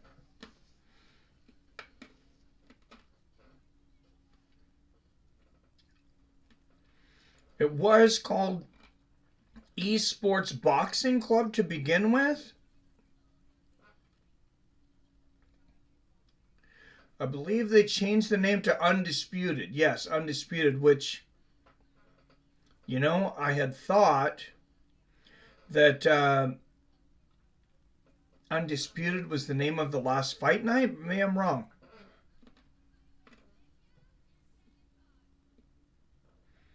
Early access begins January 31st exclusively on Steam. Okay, so there we go. And I was thinking I'd probably try to get early access, but if it's a fighting game, I might actually get into it. I wouldn't do anything that wasn't a fighting game. I do have a MetaQuest too, Billy. You have to get, if you haven't got it yet, Thrill with a Fight. I think it's only $10. It's a really good workout. I mean, you'll be drenched in sweat. And one of the things I would recommend to do right away is to change the headband. Young David found this out. He said most people do it. You can get a better headband because when you're starting to sweat and stuff, the one that comes with it, it just kind of gets soggy and disgusting.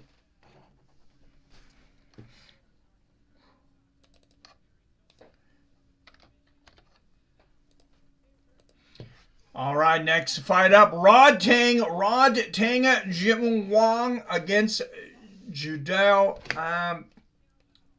I missed the name on his opponent there, and I'm gonna need it to type in here. So, Jiduo Yibu. I'm not sure exactly how to pronounce that.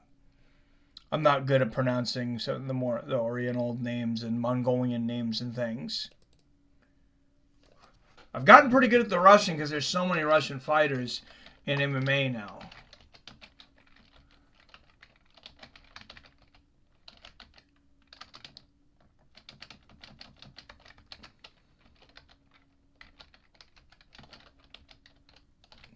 And the Portuguese.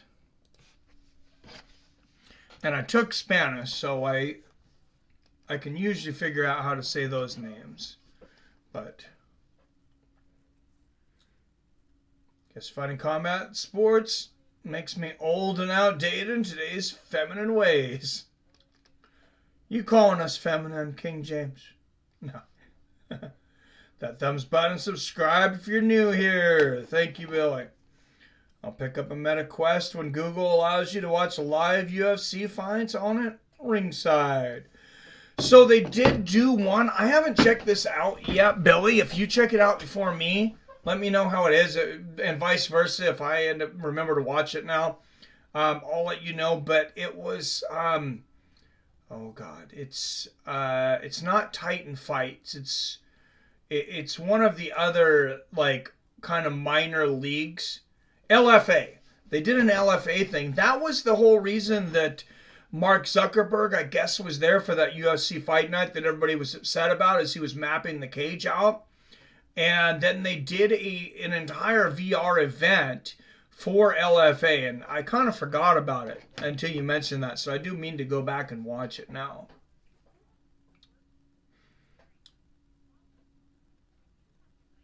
Jiduo Yibu. Oh yeah, I forgot to put the damn name. I even paused it. Oh no, I got it on there. Okay.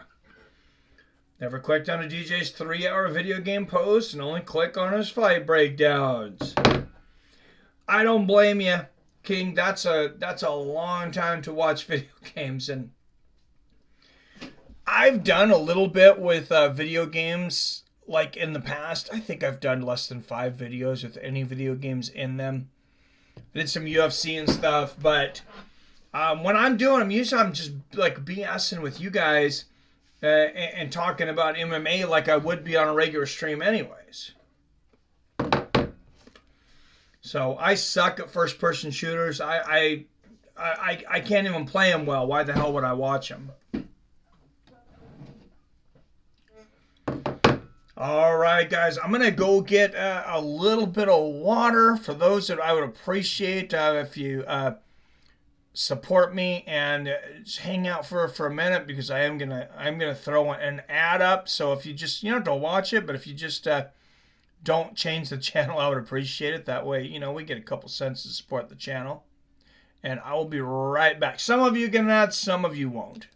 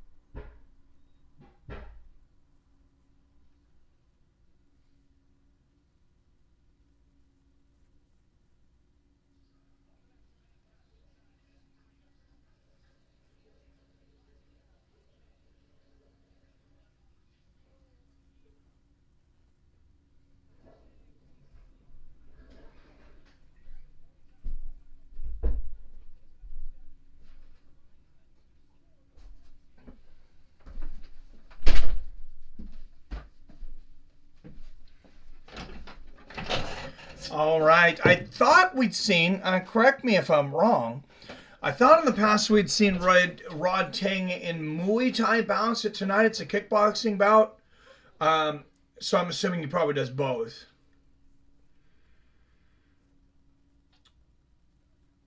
Michael Johnson called out Tony Ferguson. That's not the worst fight in the world at this point, Torin. This fight is going to be explosive. I agree, Billy. Yeah, I watched the one you posted on Facebook. Good show.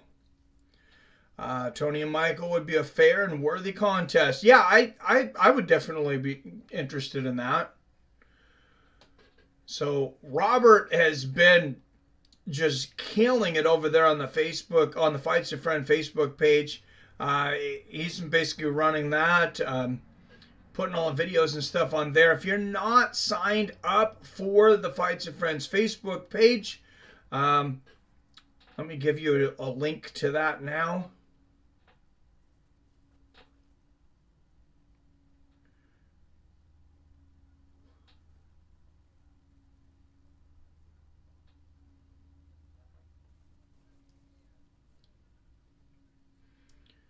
So there's the link to that group. It is public now. Also, I'm always posting videos on Twitter. Sometimes I'll post some of the highlights and things. So if you can follow me over there, Seattle Mike at Fights W Friends. I'll make sure to give you a follow back. Rodtang Jitmuang, 2 years older at 25. Yibu, 2 inches taller at 5'8", 3 3-minute rounds, 10-point must system, 3 knockdowns in a round is a TKO, no elbows, throwing, or grappling. This is not Muay Thai. It is kickboxing.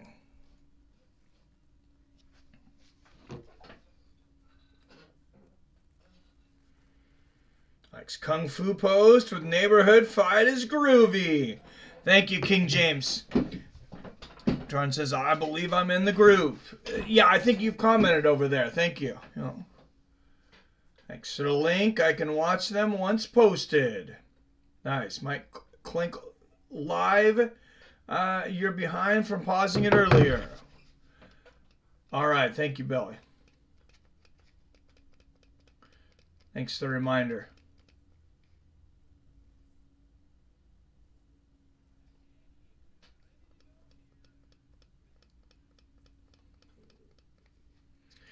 Evening, Panhead Bob.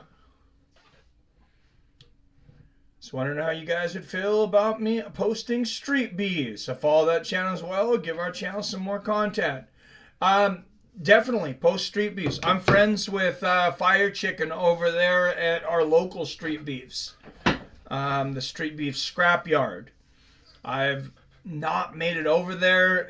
He invited me I don't know how many times, and I canceled on him because it seems like I'm pretty much always doing a stream over there.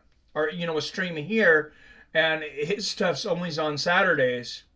But eventually I'm going to have to make it over there. He even invited me to fight, but I kind of felt like the heavyweights he was throwing out there were a little more experienced and in shape than me. So, I don't know. I'm pretty old. Starting a cocktail drink channel on Twitter. If you like drinks, check it out. Just started.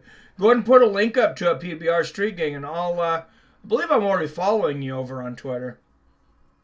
But I didn't see your channel. I don't even really know how channels work on Twitter. I know you can. I know that you can go live on Twitter.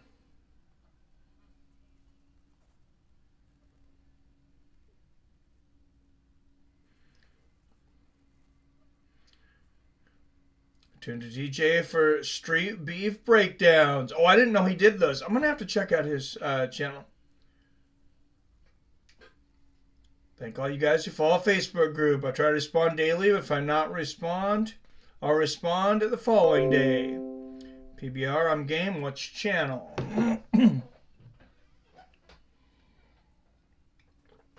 All right, Rodtang making his way down to the one cage. So, I don't know if you guys know the reason that we don't see this in the United States, where you have mixed cards with boxing, kickboxing, MMA, etc. So, Glory and Bellator used to do some co-event kind of things, but what they would do is one would end, and I think they actually put the ring inside of the cage, and then take it out for when the other fight starts. It was something like that. It was the same event, but they have to be separate. It's actually not allowed yet in the U.S. rules to have different events in one event. I don't know if you can have boxing, kickboxing matches, but I know you can't have MMA and boxing, kickboxing, and I think a lot of that probably has to do with the commissions and things. And the MMA commissions are very powerful here. Of course, the boxing commissions are the most powerful at all, and you know, they're all about getting their piece of the pie. It takes forever to get to the ring. Yeah, he's doing his little dance, giving a high five to every person in the crowd. No, not quite, but yeah, he's definitely enjoying himself. I love the little buzz cut, the little one buzz cut in the back of his head. That is pretty awesome. I mean, I am just impressed with my hairdresser that they can do a normal haircut. When they do things like that, when they do like the designs and letters and things, that's very impressive because I am not very artistic at all. Never been good at drawing, painting. Don't even want to try to cut anybody's hair. Unless I didn't like them, then I might cut their hair. But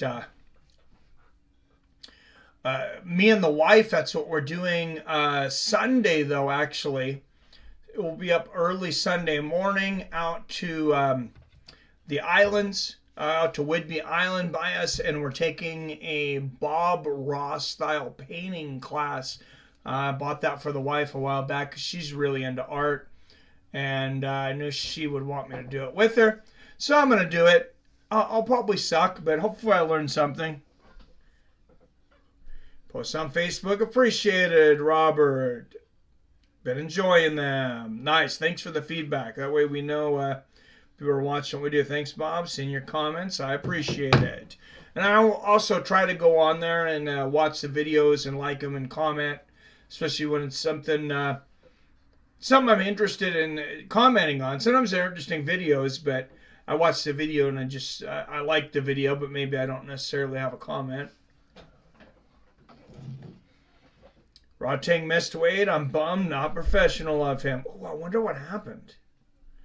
I am at PBR Streaking on Twitter. If you like drinking, check it out. I'm looking at you, Robert. I'm definitely going to watch. So do you go live on there then, PBR? So I'll definitely join you, man. Yeah, I'm able to watch whenever somebody posts a link in chat. All right, King James. Frank Knapp, what's up, Seattle Mike? I'm a little autistic, but never tried art. Yeah, I might have the autistic part down, but definitely not artistic. Elias Delaptis is the referee for this one. No, just post how to make drinks. I'm definitely interested in that. The Eagle of Yi, representing China out of the blue corner. Jiduo Yibu.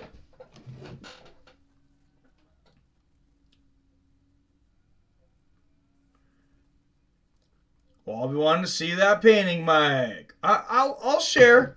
I'll share. All right, now to the red corner out of Team Jitmuang with a Muay Thai kickboxing record of 269 wins against 42 losses, representing Thailand, Rodtang Jitmuang.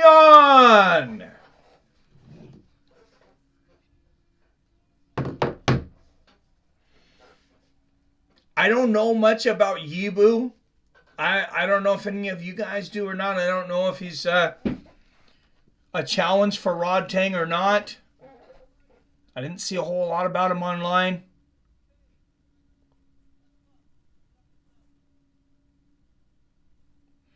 That bird mask Yibu wore to the cage was kind of creepy. Yeah, it was.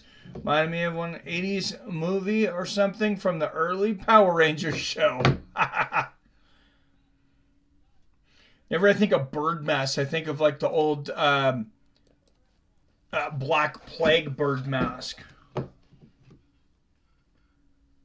Never had Twitter till Mike started posting, so I thought, what the hell, I'll try it. Don't know how long the Chinese guy's been with one, but I've never seen him fight. Oh, nice one too there from Rodtang. Yeah, I haven't either, but I know you watch a lot more one than me, King James. I only watch it if it's playing at a friendly U.S. time. Good push kicks to the body from each fighter. Nice body kick there from Rodtang. Good push kick to the body from Yibu. Rodtang touching him with the right hand to the body. Nice right hand from Yibu. Oh, good left. Good left hand right on the chin there from Yibu. And the outside leg kicks there from Rodtang. If I'm Yibu, the way I've seen the judges go tonight for the favorites, especially that Stamp Fairtex fight, I would not want this to go to the judges. Good push kick to the body from Yibu. Good right hand from Rodtang. And another right and a left hook from Rodtang. Oh, head kick, Rodtang. I mean, Rodtang is something special. Every time I've seen him watch, I mean, he's so entertaining. Great right hook there from Rodtang. And then the right hand right on the chin. A left hook upstairs. Oh, and Yibu gets him in the groin. Oh, that was a shin. That was shin to boys, too. Ouch. Me neither, PBR. Damn you, Mike.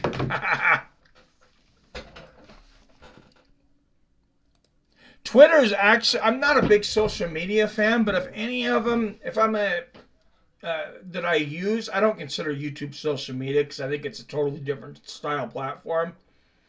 But Twitter would be my favorite because I feel like it has the wittiest people on there. Wittiest people in posts. Twitter's the only social media platform I don't have. Got Facebook, Instagram, Snapchat, TikTok. We'll have to get you on Twitter, man. Good head kick there from Rodtang. Left hook in the right hand. And Yibu coming back with a combination with Rodtang. Wow, 5-punch combination. Big left hook on the temple. Right hand on the chin. And now the right hand to the body. Big 1-2. Rodtang swarming now.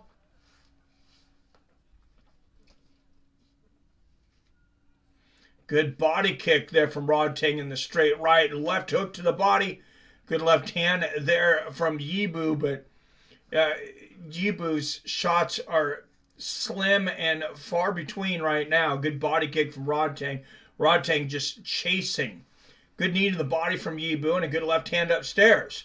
Right hand right on the temple there for Rodtang and a left hook to the other side of the head. Oh! A big right hook from Rodtang. That was a noggin knocker, and that's a knockdown. YouTubing away is kind of part social media. Yeah, it kind of is. With the posts and stuff now, it's gotten, and with the comments, I mean, you could consider. It's not wrong, I guess. Good left hook and a right hand there for Rodtang and a combination of the body. Knee stomp there from Rodtang. And a 1-2. Jab and a right hand. He's going for the knockout. Oh, big right hook upstairs, left hook to the body, and a left hook to the noggin.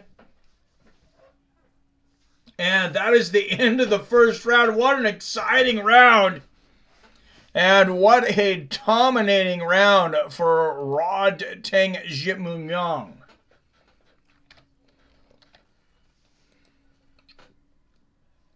Even if I'm not saying his last name right, I want to keep saying it like that because I think it sounds kind of cool. Jitmuang. Sounds right. Doesn't mean it is. Thanks, Robert. You're welcome, buddy. Best of luck with your new venture. I'm not on Instagram. I got to get Instagram now, though, because I am really looking to get to the next level this year. So I got to remember to get on Instagram.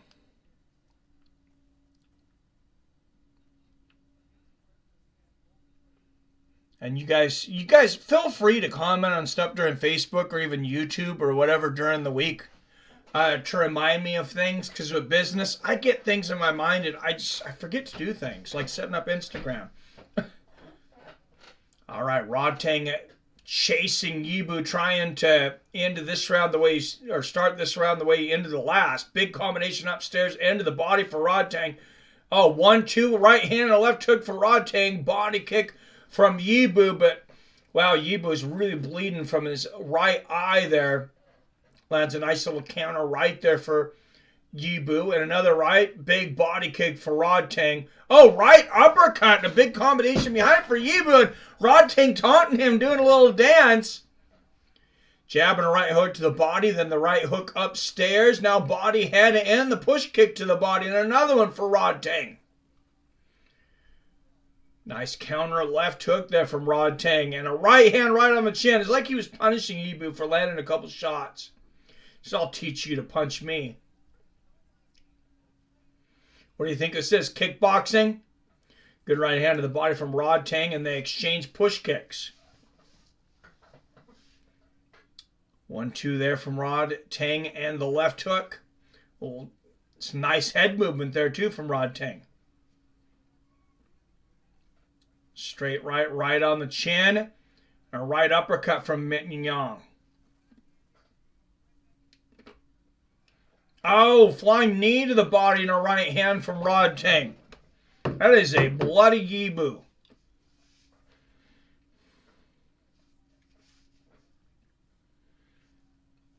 Head kick Rodtang. Gets his leg back in time to check a leg kick attempt from Yibu. And right hand, and then the 1-2 right afterwards on the chin from Rodtang. Right hook, left head kick combo from Rodtang. Damn, he is fast.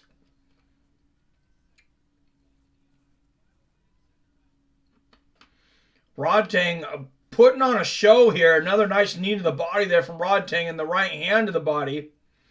Good leg kick there from Yibu. And a good body kick there from Yibu. Are you saying you'll see the highlights on Twitter? So I'll post them, King James. Good push kick to the face there from Rodtang.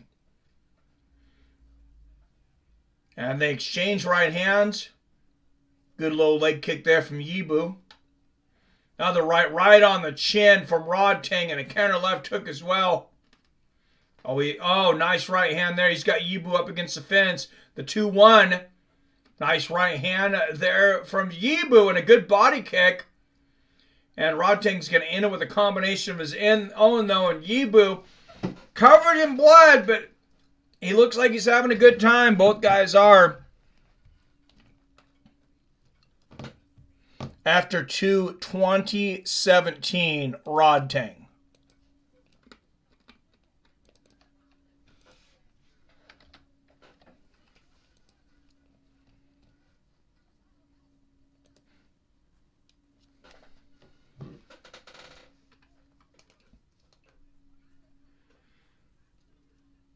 See your follow for that Osenya portion of my first Oklahoma cash crop. Use zero social media exception to YouTube chat. Censorship pisses me off and I hate the woke agenda. Instagram is similar to Facebook. All you do on Instagram is post pictures and like them like you do on Facebook. Okay, I need to stop being a baby and do it then. I don't get the 24/7 reporting of someone's every move strange. I think that was kind of the early stages of social media. I don't think there's too many people out there doing that now because like people really didn't know what to do with it. A couple of good body kicks there from Yibu to start the third. But Rodtang continued to move forward, landing a nice right hand on the chin. Good left there from Yibu and good exchanges. Nice left hook on the temple from Rodtang and the push kick to the body. I don't post anything about my lives, repost content I like. Yeah, that's what I watch it for, is MMA. Oh, good body kick from Rodtang.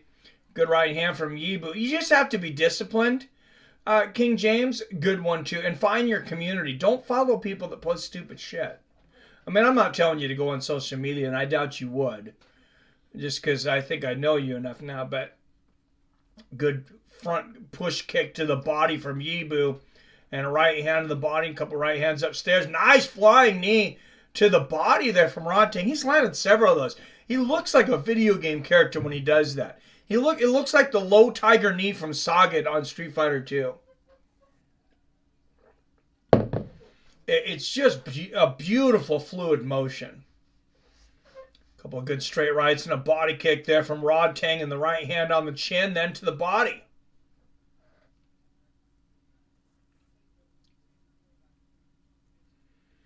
And another right there from Rodtang, and now ducking most of what Yibu's throwing. Another big combination from Rodtang. Yeah, I can watch Twitter posts without selling my soul to Matrix and post it in chat. Nice. Okay, that works. So everyone pushing it in line with community guidelines. I never seen anything. I never see you do anything bad, Panhead Bob. You're good. Phil D in the house. Cheers. What's up, Phil?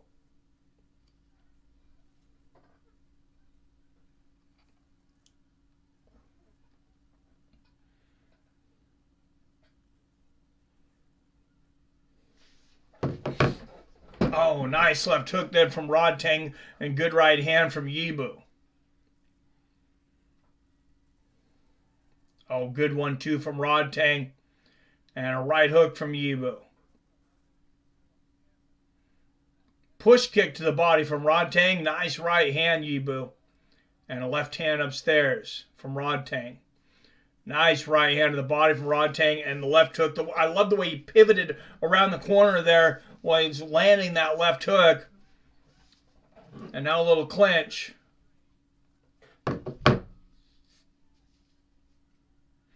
Nice left hand to the body there from Yibu.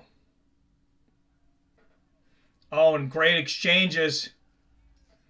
Nice left hand, Rodtang, and that is the end of the fight, and they bow and show their respect to each other. Great performance from Rodtang. Code of honor at the end. Both fighters show respect. Well done by both fighters. Most I post on Facebook channel are about alcoholic memes. I've seen a lot of those. Never seen Bob post anything bad. All good here. Yes, you're all good, Bob. But I like that you're trying to make sure not to get us in trouble. We like it when people are respectful and think about the community guidelines, because, yeah, the last thing we want to do is, you know, be counterproductive towards the channel or anything, or, God forbid, another shadow band. I think we're moving in the right direction right now.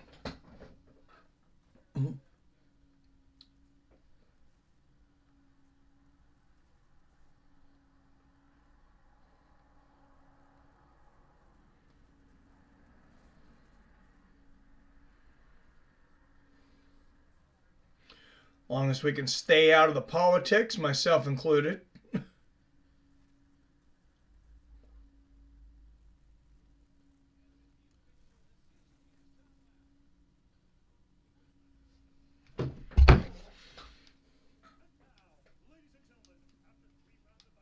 Well, I think we know which way this decision's going. God, I would hope so.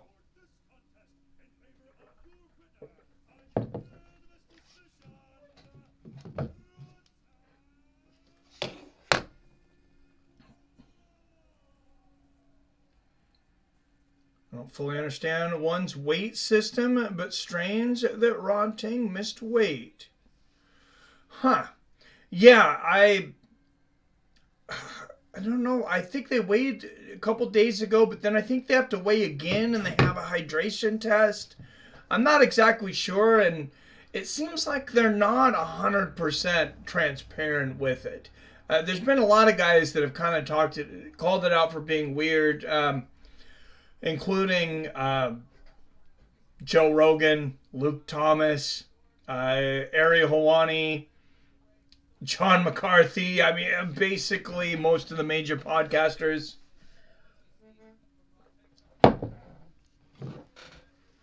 One does a hydration test before they weigh in. Yes.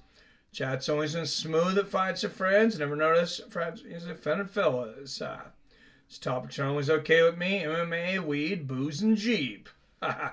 Made the hydration test, but gained weight before when he weighed in.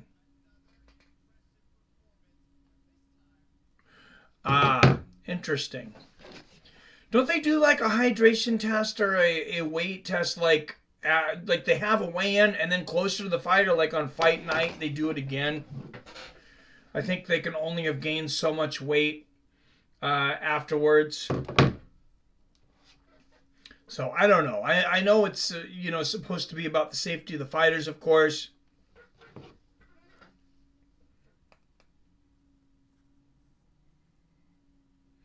Politics is brought up. We went from 60 down to 20. That's the point Mike was making. Yeah, people just don't like it. People don't like the politics. So opponent agreed to a catch-weight match, but a fighter could have refused. Well, I'm glad they didn't.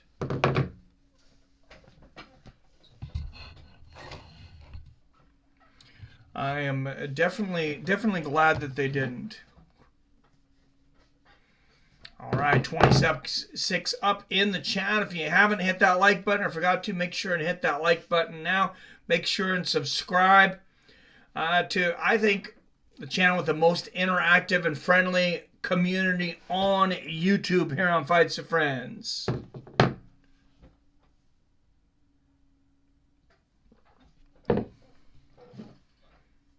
One still fine-tuning weight situation. Seems to be on a safer path. It definitely seems like they care about being safer. It's just,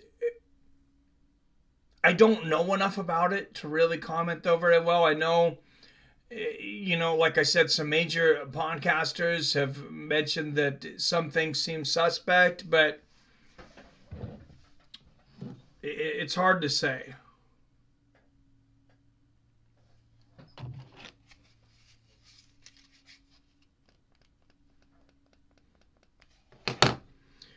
All right, 40 up in the chat. Mikey Musamesi up next. The grappling phenom, guys.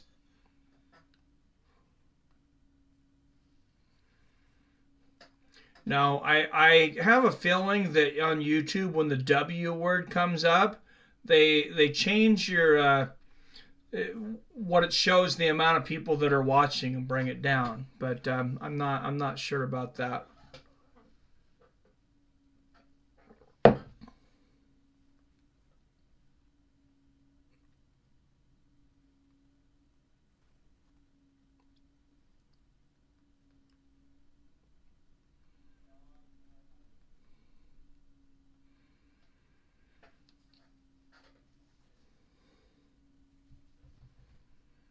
Yes, next match up is Ong Lang Song and Gilberto Galvoa, then Mikey Missy Messi. All right, so Sang lost his light heavyweight bout his last fight out, and that guy that he fought was a killer. I can't remember his name, but man, that guy was a killer. And he was huge.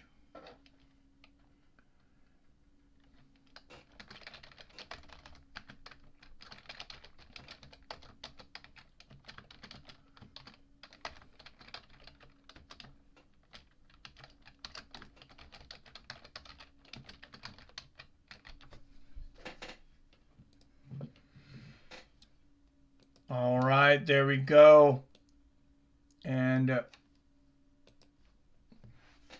Superbon has entered the building. He is here. And there is Chingiz Allazov. They will be fighting in the welterweight kickboxing main event.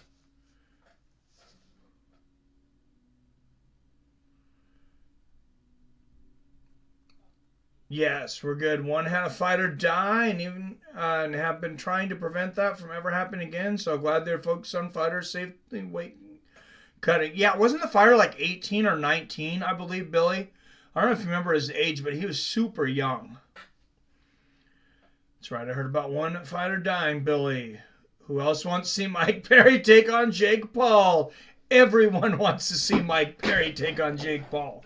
Please make it in bare knuckle, too. Mikey co-main event, sweet. I do, Frank. Rather see Perry than Diaz. Wait, still 4 fights left to go. Yeah, it's a pretty big card, pretty long card.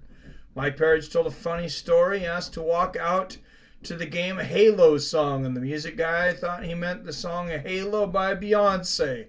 So Mike Perry just had to go with. Oh, that's hilarious. I heard that the next day after that happened, Billy. That was slush. Was that his fight against oh Jesus, the Bellator guy? And God, I'm sorry guys, my brain is just not on point today. Michael Venom Page. I don't know how I could forget MVP's name, but yeah, I think I kind of remember like a weird song happening there. If that was the fight. Sang and Gilberto Galvo warming up in the back. This one fought at a heavyweight of 215 pounds. I know it was one of Mike's last fights in UFC. Okay. Which, I mean, I was a little worried about Mike Perry going over to bare knuckle because he was getting hit quite a bit in the UFC, but man, it seems to be his sweet spot. He's doing really well over there.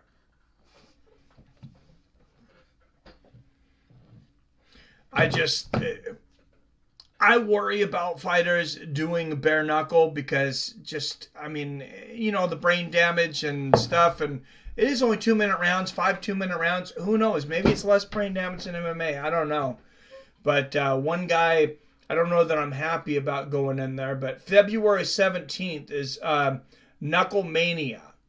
It is that Friday, I believe, in between NFL weeks. So you'll have the NFL Conference Championships, then there's a week in between, and then the Super Bowl. So the Friday a week before Super Bowl Sunday will be Knuckle Mania 3. And Diego Sanchez is fighting a professional boxer. Professional boxing, former world champion, I believe. I can't remember his name right offhand. But gotta try pretty hard to mix such different music up. Yeah, it is true. 50 watch and hit that thumbs up button. Support the small MMA media community. Yes, Billy. I think a lot of people are fans of Ong Lang Seng. I don't know a lot about Gilberto, but I know Ong's he's gonna want to get back on track. I mean, he was just tearing it up. He had championships in 2 different weight divisions, and then he just ran into a heavyweight buzzsaw in that last bout. Super Bowl is February 12th. So is it the week afterwards then? Because I was pretty sure they said Knucklemania was February 17th. That's weird. That wouldn't be the between week though. Huh. All right, a mixed martial arts bout with a catch weight of 215 pounds. Gilberto 3 years older at 40 years old. Sang 3 inches taller at 6'1". Both men at 214 pounds. Sang with a 2-inch reach advantage at 73 inches. 3 5-minute rounds, bout judged as a whole. Knees to the head of a granted opponent are legal, as well as 12-6 elbows. And remember, yellow cards if the referee doesn't feel like the fighters are being active enough. We have seen 1 yellow card already given away tonight in the first fight.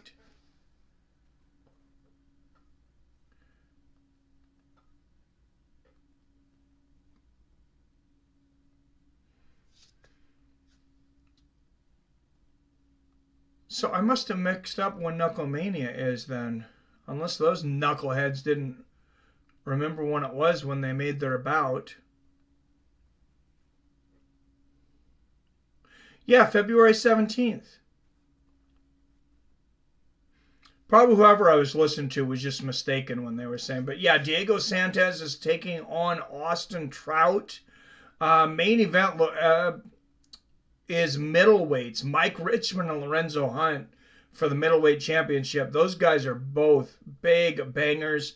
Jaw Dodson, of course, former flyweight UFC fighter, and Ryzen, taking on Jared Grant. He'll be fighting bare knuckle for that one, as well as his brother Eric Dodson taking on Gene Perez.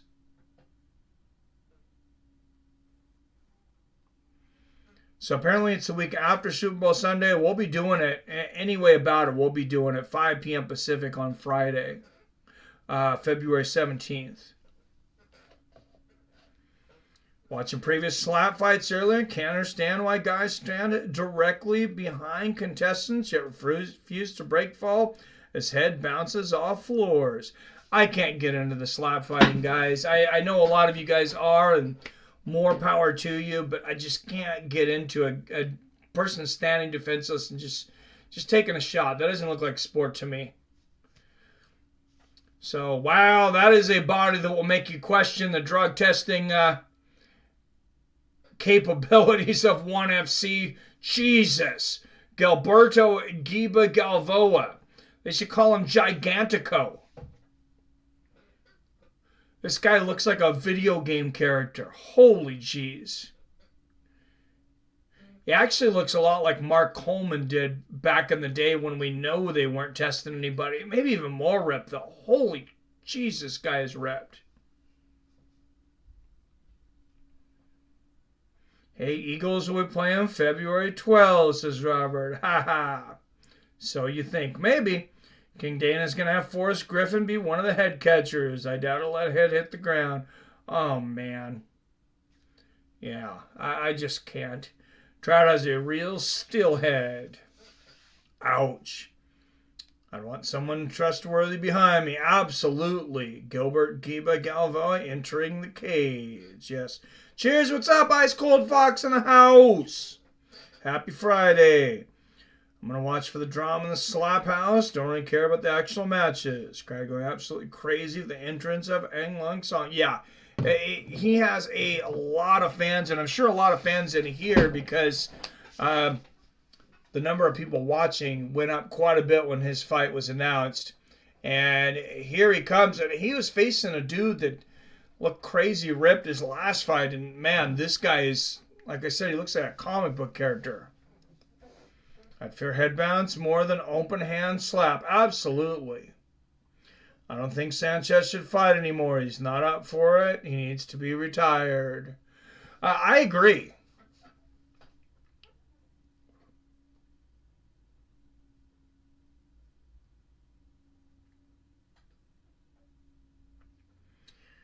I agree. That is crazy. I just got a text from a friend that just found out about what was going on around here. So, interesting morning for me. I was not able to make it to the warehouse after work. I was switching vehicles out, and I got an alert that all the neighborhoods around here were blocked down. I wasn't going to be able to get on the street. And apparently there was an attempted kidnapping a couple blocks from here, and somebody was shot and killed. So I don't know, I'll have to look more into it later, but crazy stuff. I want to see Diego fight Fabian in an MMA match. Absolutely. That I will pay for. Cowboy says he feels like he's 20 years old again now that he can use TRT therapy.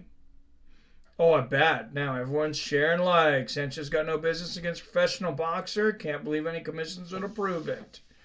I'm trying to remember where they're fighting. I just had this up. Oh, it's actually in New Mexico. So it's in New Mexico. It's in Albuquerque, New Mexico. It's a New Mexico State Commission. I want to see Diego retire. I think pretty much most of us do.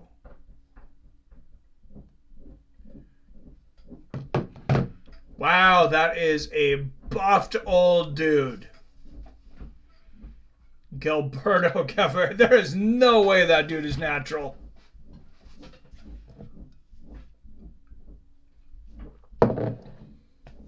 That guy would melt the piss cup. BKFC, no place for Diego. I agree, Diego is in New Mexico. Royalty, hometown king. Yes, he is. All right, out of the blue corner of Astra Fight Team with a mixed martial arts record of 30 wins against 7 losses, Gilberto Giba Galvoa. The Brazilian fighter. Man, this dude has muscles on muscles on muscles. Seen Cowboy talk about it on Brendan Schaub's last Calabasas fight companion. Nice. I want to see my favorite fighter retire too because he's a total shell of himself. He's shocked you can't see through him. I'm talking Ferguson. Yeah, I figured. John Jones also New Mexico royalty. All right, representing Myanmar, Aung Lein Seng.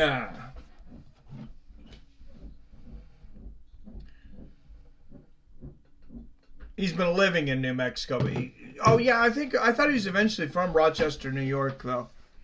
So.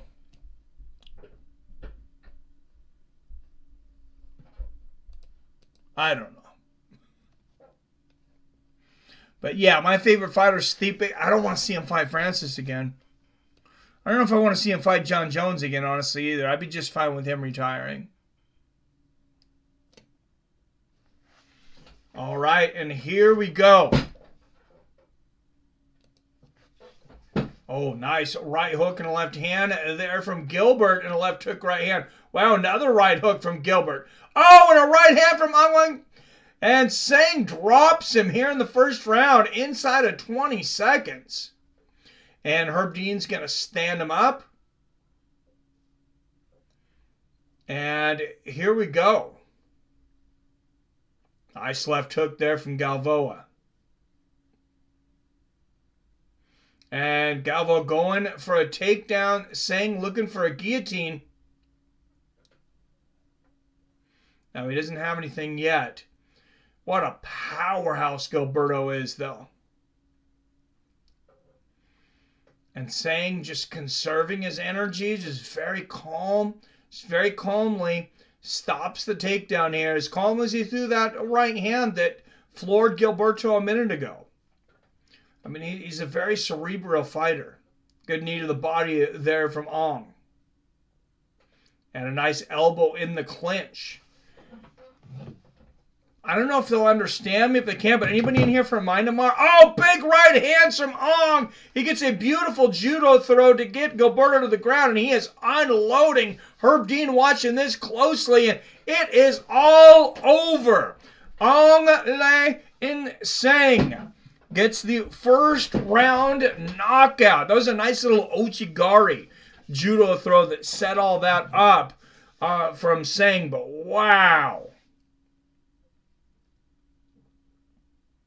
Jones been in New Mexico since 2008, 15 years. Want to see Stipe fight again so bad. Sucks, lost title, never got a rematch or a chance at #1 contender. King James says TRT should be allowed for treating injuries and promote health. I agree. Month clean after healing should be approved. I think that's totally reasonable. Wow, there's some mauling. It's all over. What a destruction. Yes, it was. Great King, but maybe 3 months isn't long enough to get out of the system. Oh, 3 months, a month isn't long enough. Oh, yes, first round finish. TRT hard to get. No, doctors can prescribe. My doctor even talked to me. He said he tested me once and my TRT was a little low, but it was in the morning. And had me swap out a few things with my diet, and I cranked up my vitamin D and vitamin C. One of the reasons I did those videos on my vitamin stuff, and the next time he tested my testosterone, it was significantly higher. He wasn't recommending it.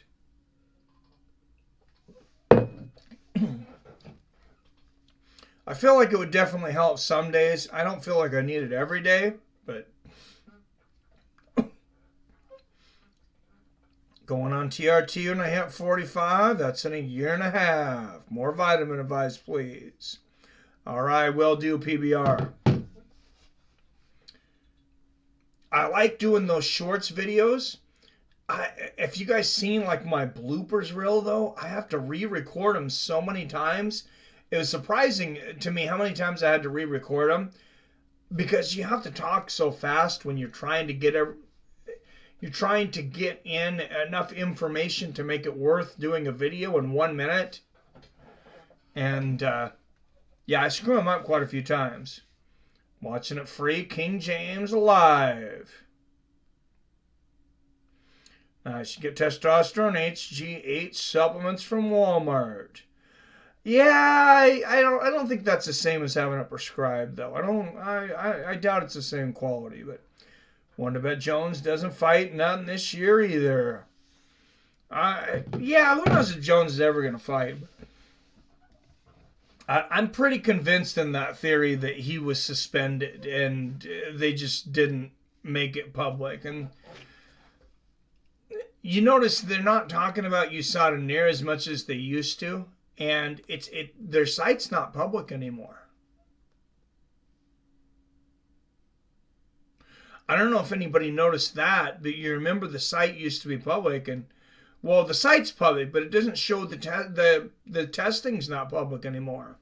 Thanks, Derek from More Plates, More Dates, for screwing it up for everyone.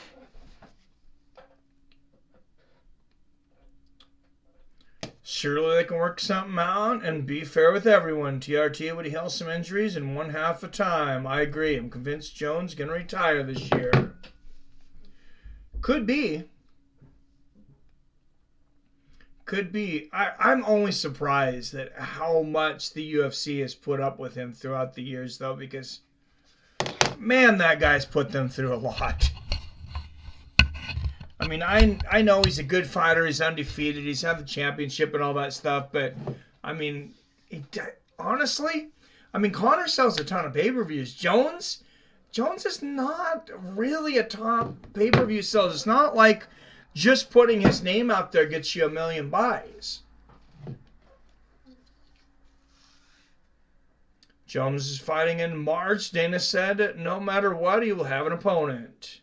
Well, here's the thing. If Jones fights Francis, I feel like I would favor Jon Jones. I think Jon Jones could beat Francis because I think he'll wrestle him. I think he'll get him to the ground, and as long as he doesn't get caught with a big shot, which I think he can avoid for the most part, Francis definitely could catch him, but I would favor Jones in that matchup. If he beats Curtis Blades, Francis is beaten, and this is where MMA math doesn't really add up. You hear that a lot, but Francis has beaten Curtis Blades twice because, he's just got that power, and eventually he catches Curtis. Jones doesn't have that power. I would favor Curtis in a match against Jones, even though he hasn't been able to get past Francis.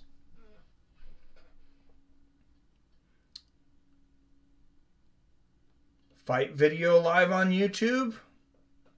Oh, I think the prelims were, but Jones just wants what he's worth. He doesn't settle for less. I think Gone will give Jones some problems. I agree. Live one fight night 6. Superbon versus Allazov. Jones won't make anything sitting out during prime. Agreed, King James.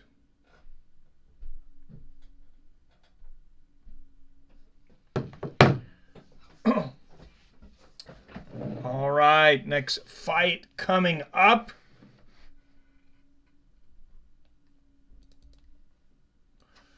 Mike Musumeci defending his featherweight. No, it's not featherweight, it's flyweight, right? His flyweight submission grappling world championship.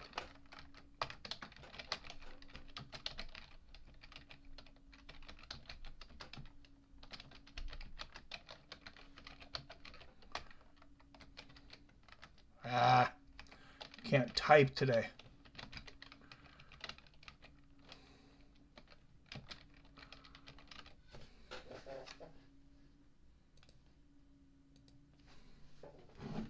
But if you haven't watched Mikey Messi yet, I mean, this guy is an absolute stud. He's one of the reasons that they made this just grappling sport, basically. He's the champion at featherweight, and this will be one 12-minute round, Brazilian Jiu-Jitsu only. If I were a betting man, it will be Jon Jones against Curtis Blades. Yeah, I like it. Francis's favorite last I look is minus 135. I would bet on Jon over Francis. Bones had the best chin at light heavyweight. Yeah, and King James, something everybody wants to talk about. Oh, Jones has never fought at heavyweight. He's never fought at heavyweight. Well, he fought at 205. He cut down from 240. The night he was stepping into that cage, I guarantee he was bigger than a lot of the heavyweights out there.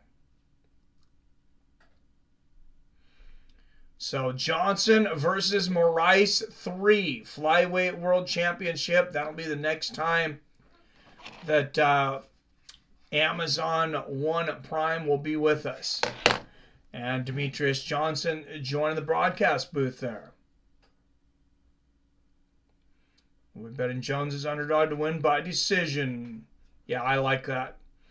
Sometimes not sure what I can say, Jim.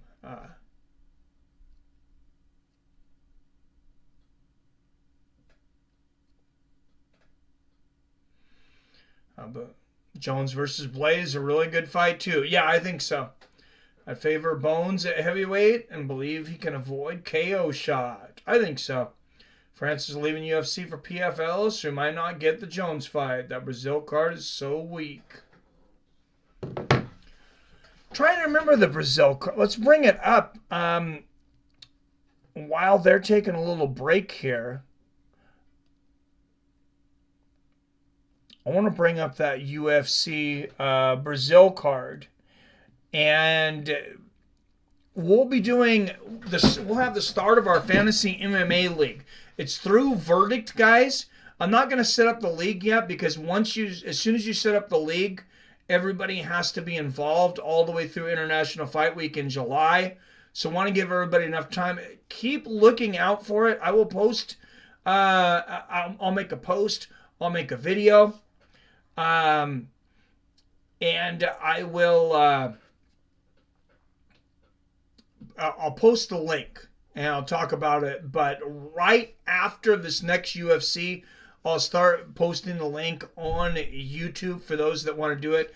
It's through Verdict. The league will just be called Fights with Friends.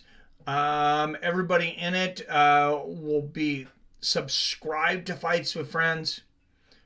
So hopefully we'll be able to get some people to subscribe to Fights with Friends and check us out just because they want to be in the fantasy league. That's my hope.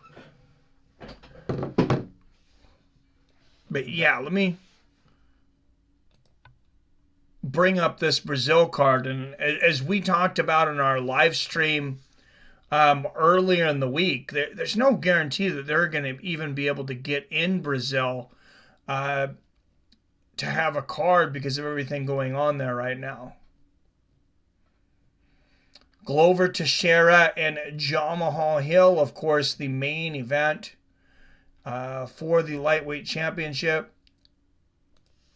I actually like the main card, Torin.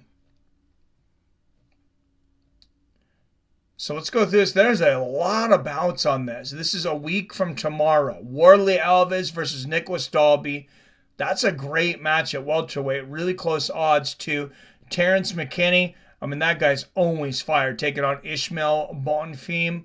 Cody Stamen coming back against Luane Lacerda. Shamil Abdurrahimov against Helton Almeida. Wow, look at how much of a favorite Almeida is. Oh my goodness, that is crazy. Thiago Moises coming back. Gregory Rodriguez, RoboCop. Man, this guy is tough. Taking on Bruno Ferreira. And Bruno, 2-1 favorite. I might look at betting on Gregory for that one. Mauricio Shogun Hua. He wanted to retire in Brazil. Looks like he's going to get his wish against Ihor Patiria of the Ukraine. There's your prelims. I can see what you're talking about, Torin, on your main card, just because Lauren Murphy and Jessica Andrade are in there. That's a really weird fight to put on your main card, in my opinion. Paul Craig and Johnny Walker. Stylistically, I like that matchup. Gilbert Burns and Neil Magny. That's a firefight. I think Gilbert wins it, but I think it'll be entertaining. Divison Figueiredo, Brandon Moreno. Odds are now completely even. Brandon Moreno, of course, without a coach, because Krause is gone. James Krause is no longer allowed to coach any UFC fighters. He recently sold his gym, for those that don't know. And yesterday, a report came out that he's being suspected of working with an offshore gambling company, like on their payroll. It looks very bad for James Krause right now. And then the main event, of course, Jamahal Hill and Glover Teixeira. I think there's a lot to like on that card.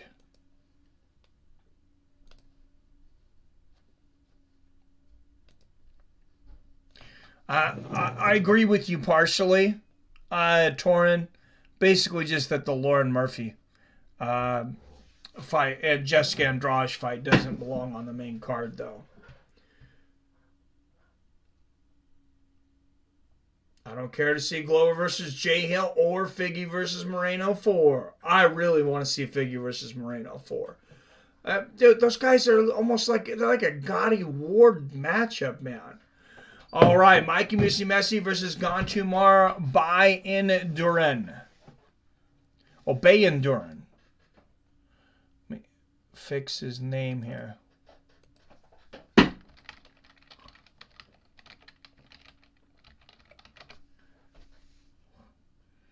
All right, and there is Mikey and his gi. For those that don't know much about Mikey Messi, he is a flyweight. He's a 125-pounder, and he's got some weird things about his training. So one of the things he does is he only trains with amateurs. Hobbyists, he calls it. He trains with a hobbyist, and he feels like this really opens up his game a lot more to try things that, he just really wouldn't be able to try on more skilled fighters. It seems to be working out well for him. Another interesting thing is he only eats one meal, and it's right before he goes to bed. He owns a pizza oven. He has a professional pizza oven in his house because he comes from a family of pizza makers. He makes himself the same meal every night. He makes himself a huge, large pizza and eats it right before he goes to bed. And somehow he sticks around at 125 pounds because he trains jiu-jitsu, I guess, all day long. But very eccentric character, but I really like him.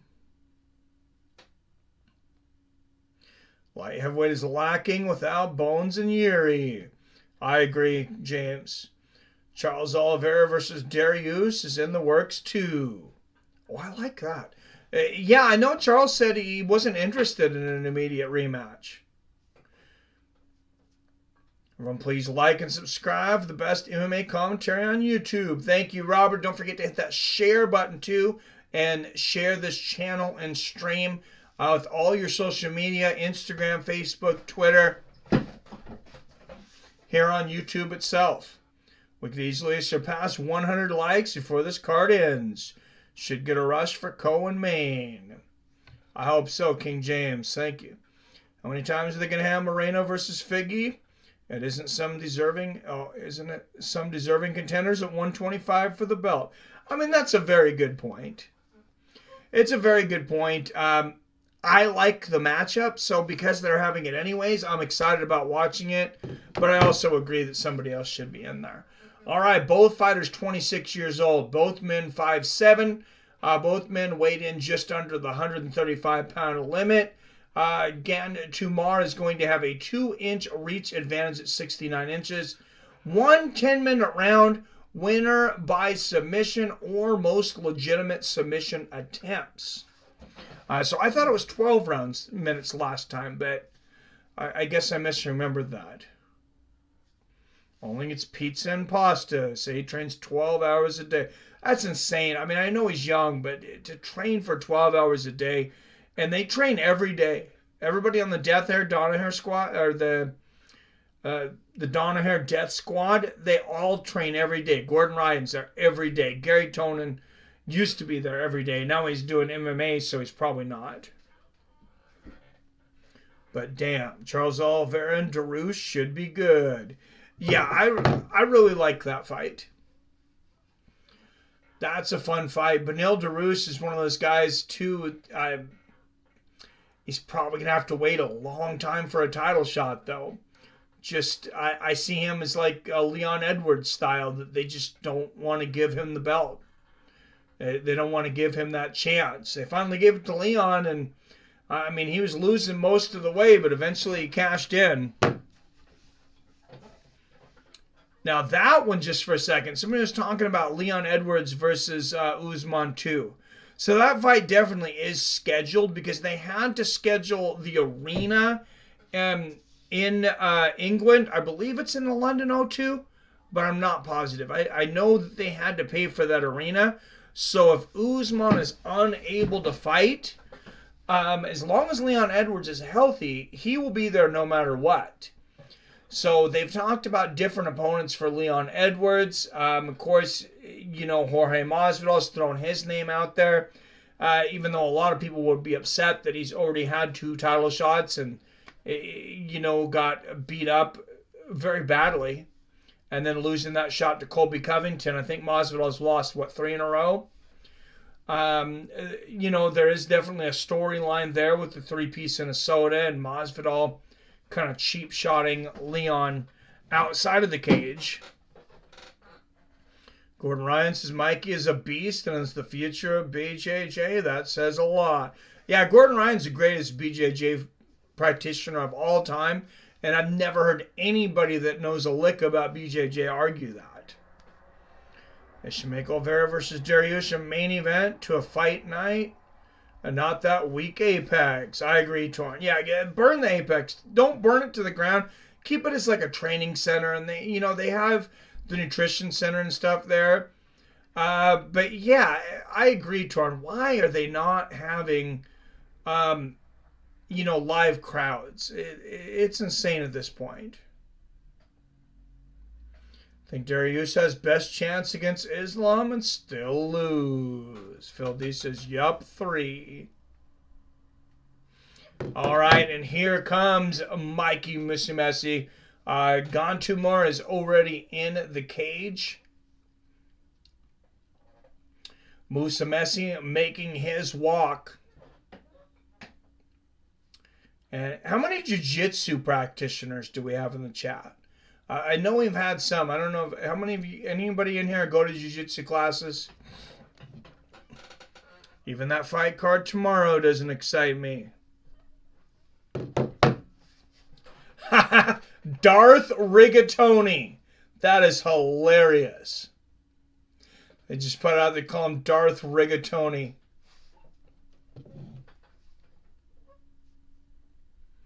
Sorry if I'm being negative, Nancy, bro. We're used to it, Torn. It's okay. No. UFC got addicted to the cost saving the Apex brings them. Hopefully it goes back to just the Contender Series and the Ultimate Fighter fights. Yeah, I agree. They use the Apex for VIP experience. You can get tickets starting at $1,500 for basic package. Yeah, I'm not paying that. I have seen that, Frank, but I'm like, yeah, to see a fight with really no crowd, and that's a big part of the experience. I mean, you're never going to see a fight closer, most likely, so I guess that would be the big draw to it. So cool seeing Rich Franklin. More 1FC, please. Yes, we'll definitely try to do more 1FC. I'm a big Ace fan, too. When does the main event start? I think we got...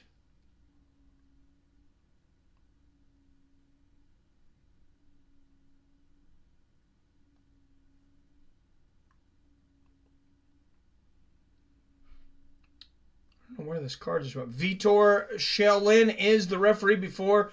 Remember, he was the referee in the first match. I think there's 2 fights after this. Got out of the blue corner with a combat sambo record of 28 wins against 3 losses, representing Mongolia. Gantumar Bayandurian.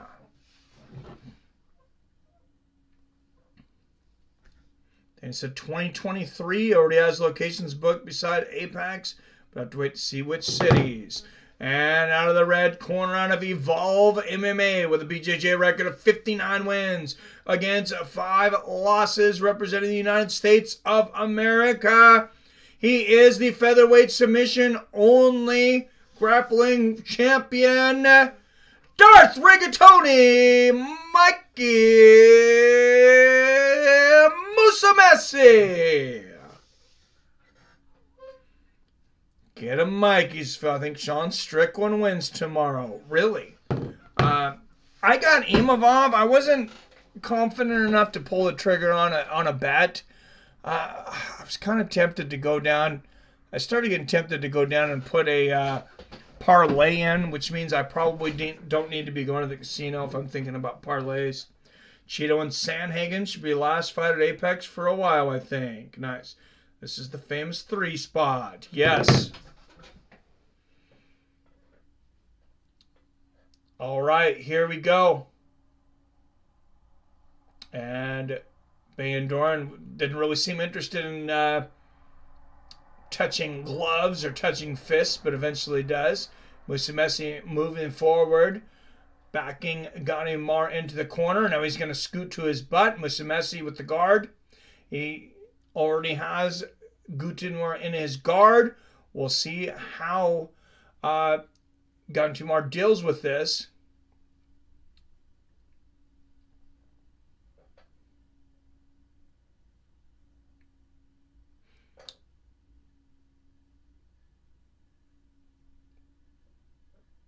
Gantumar trying to work through the guard. An open guard now for Musumeci. And Musumeci is going to try with this left foot to push Bayandoran around to try to get him to a better submission. better submission position. Now he closes the guard back up. He was trying to crawl on the fence there for a moment. And referee Vitor, oh, he's going to stand him up. This is interesting. Okay, so he pulls Van Duren out of the guard of Musumeci, and I get that this Vitor guy, he likes to see action. I don't know. Musumeci drops to the ground, immediately pulls Van Duren into his guard again. And now Musumeci with the high rubber guard. Now he's looking for a leg. Oh, he's got a leg! Van Duren is in trouble right now. Musumeci moving the... He's cranking on that toe of the left leg. Van Duren is in a lot of trouble right now. He's going to grab Musumeci's leg. He tries for a moment. Now he's ripping on Musumeci's arm. He is desperate now. He's trying everything he can. Oh, he's about to get an ankle snapped. Van Duren's in a lot of trouble right here. And he's just literally just grabbing Musumeci's hands and ripping them off the heel, which, you know, isn't the worst defense. He was able to sit up and do this, and Musumeci may have to bail on this. Oh, no. Nope, Musumeci pushed him over. He's got him on his back. He's cranking it now. This could be the beginning of the end. And look at this lock, how he has arm over arm as he's cranking on this ankle. Now, Van Duren's able to sit up again here. And he's going to crank on Musumeci's knee, which that's going to get him nowhere. The last thing he wants to do is try to go for a full lock of his own. That's just going to... Musumeci will just finish up this submission if that's his game plan here. Yeah, Van Duren, he's not really able to get any leverage on that, and he's in pain now. Oh, Musumeci's cranking that knee now. He needs to tap. Oh, no. Oh, no. I can see the ligaments in his knee bending.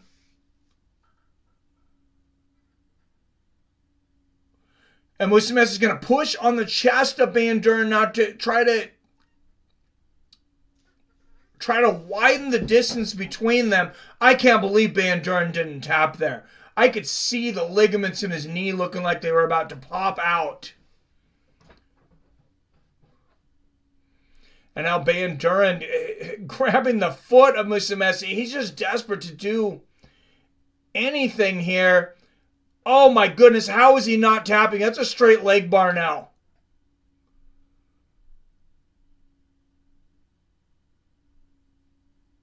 Oh man, I think ligaments have already been torn.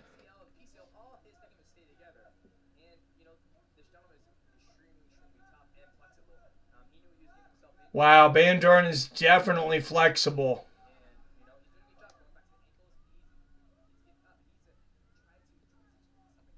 But damn, Musumeci now, oh, he was trying to cross over the other leg. I mean, Van Duren's doing a good job of defending this. I'm not so sure that he hasn't sustained any ligament damage in this, but he may escape. Oh, he rolls over. No, Musumeci's still working there.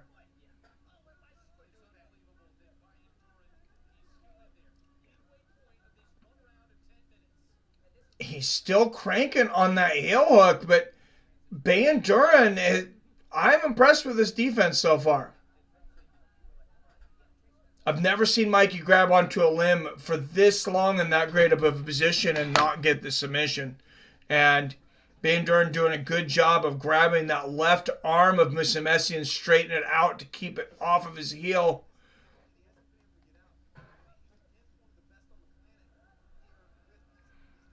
And Mikey rolls over, and he still has not given up that heel hook.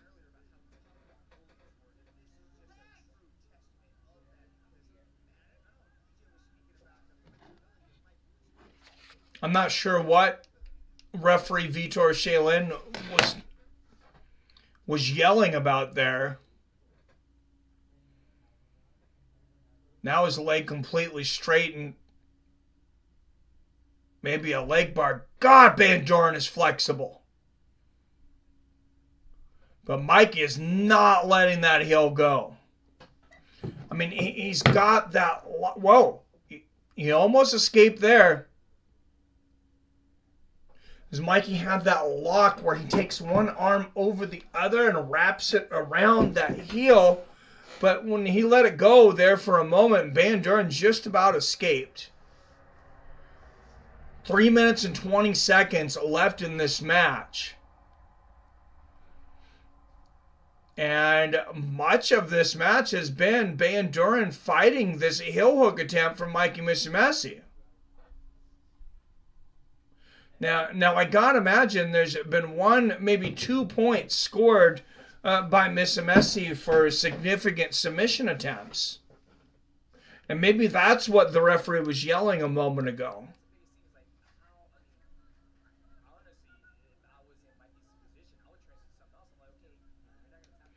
Yeah, maybe he's not going to get that. So something else Mikey might do, the next time Van Doren goes in to grab the arms and wrists and try to rip him off of Mikey Musumeci, he should see if he can possibly get a belly down armbar attempt in here. Because they are starting to run out of time with 2:24, 23, 22, 21, 2:20 left in this match.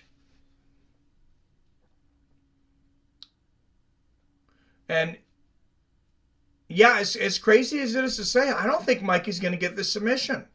I don't know what Van Doren's ligaments are made out of, but that is the most flexible ligaments I've ever seen.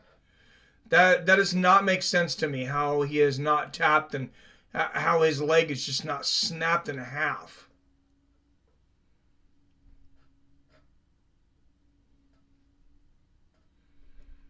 Mikey now pushing off the chest with that right leg to try to create space. And Van Doren going back to the heel hook attempt of his own. And yeah, Mikey's going to learn from this. And I think what he might have ended up learning is that he spent too long on that submission attempt. And Van Doren is out. Mikey kind of gives up on that. Back to his guard with 1:20 left in this match.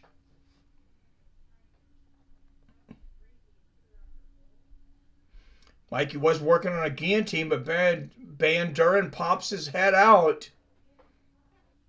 And we're running out of time to see a submission here.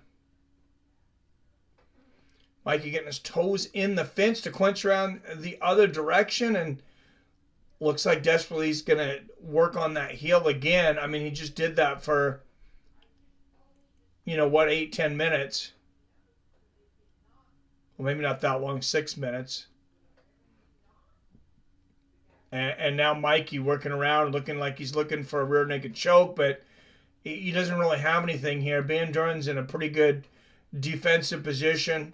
I don't think, oh, now he's got the hooks. Wow, and just like that, he wraps around him like a boa constrictor. He's got the hooks in. Can he open up the neck, though? 20 seconds left. 17, 16. He puts him on his back.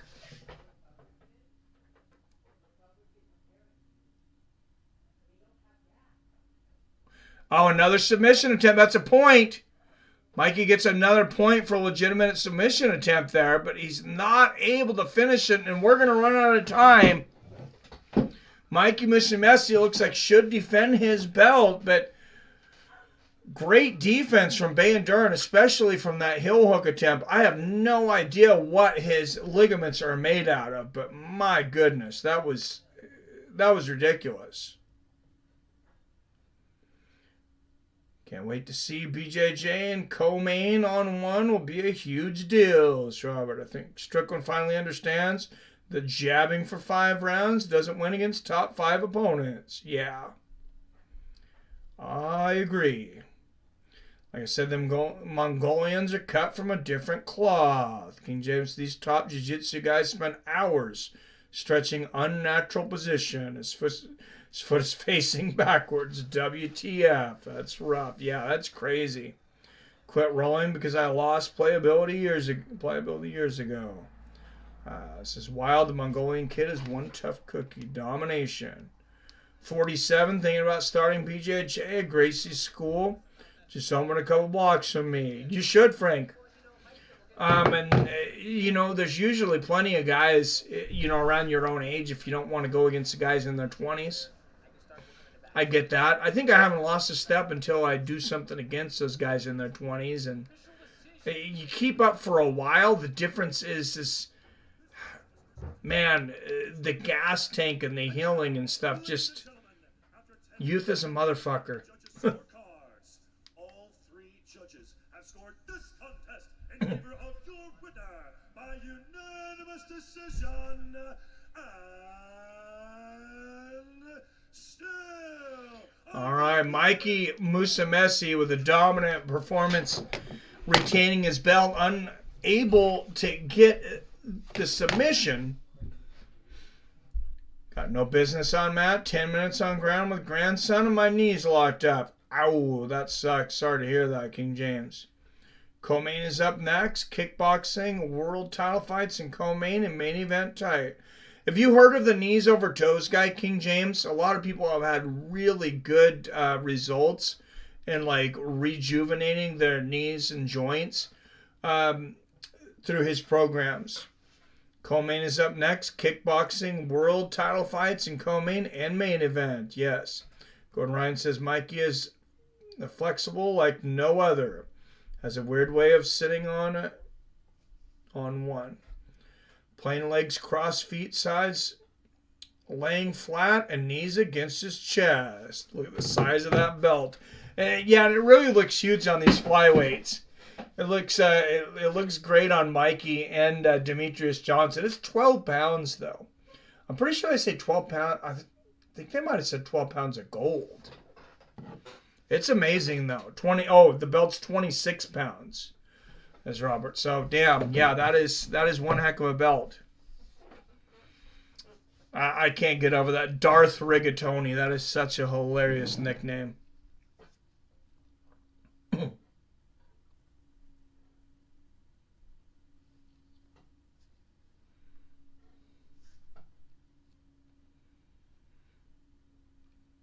Biggest, most expensive belt in MMA. Yes, yes it is.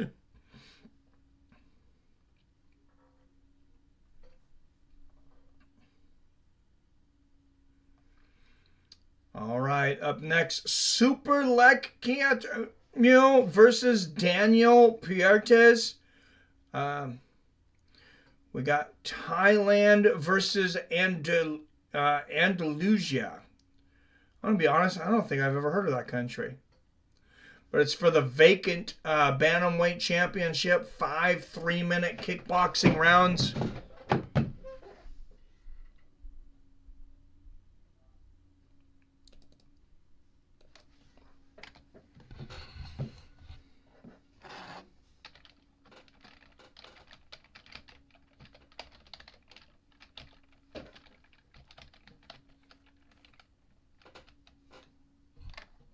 And yes, when you see this guy's name, yes, I know that's a 9, but that's what Topology's got on here. I have no idea.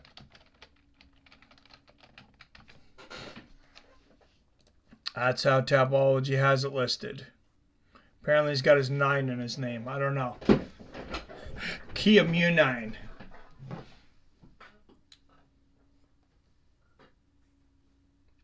Robin Phil, cheers, son. What's up, David Stott in the house? Good to see you, my friend. Like I said, the other guy's leg kept popping, so that's why he's stuck with the leg lock. Thought he would tap. Yeah, like I said, just watching it, even without the sound, I was like, I don't understand how he could not be tearing ligaments. It's just insane. And Garry Tonon winning by submission earlier, and Danny and the Danaher Death Squad moving on to get a victory from Mike Musumeci. But man, Gantumar, Bayanduran, I have never seen a guy that flexible. That is insane. Mike calls out DJ for a grappling match. That'd be fun. Roll around, ripping limbs apart, eating unlimited pasta, strut around with enormous gold belt equals stud bragging rights. Yeah, you can only eat that pasta so long, but I think he gets the stuff straight from Italy. Like American pasta, it's not worth it for me to eat like a plate of American pasta anymore. I'm like slightly gluten intolerant. Like I eat bread all the time. I had a big meatball sub earlier today. It didn't bother me that much. But like American pasta is just so gluten filled that I do not feel good the next day or two. Yeah, I don't know how much the belt's worth, but that would be interesting to know. Such a stud and is learning the language out there as well. Nice. All right. Since we were talking about it, let's look at tomorrow's UFC card before this next fight starts. Strickland versus Imamov, but there's a lot more on here. I won't be doing the prelims, guys. If you tune in, you see that I'm live. I'll be doing the Seattle Seahawks versus the San Francisco 49ers playoff match, because I'm sorry, I'm just not missing that.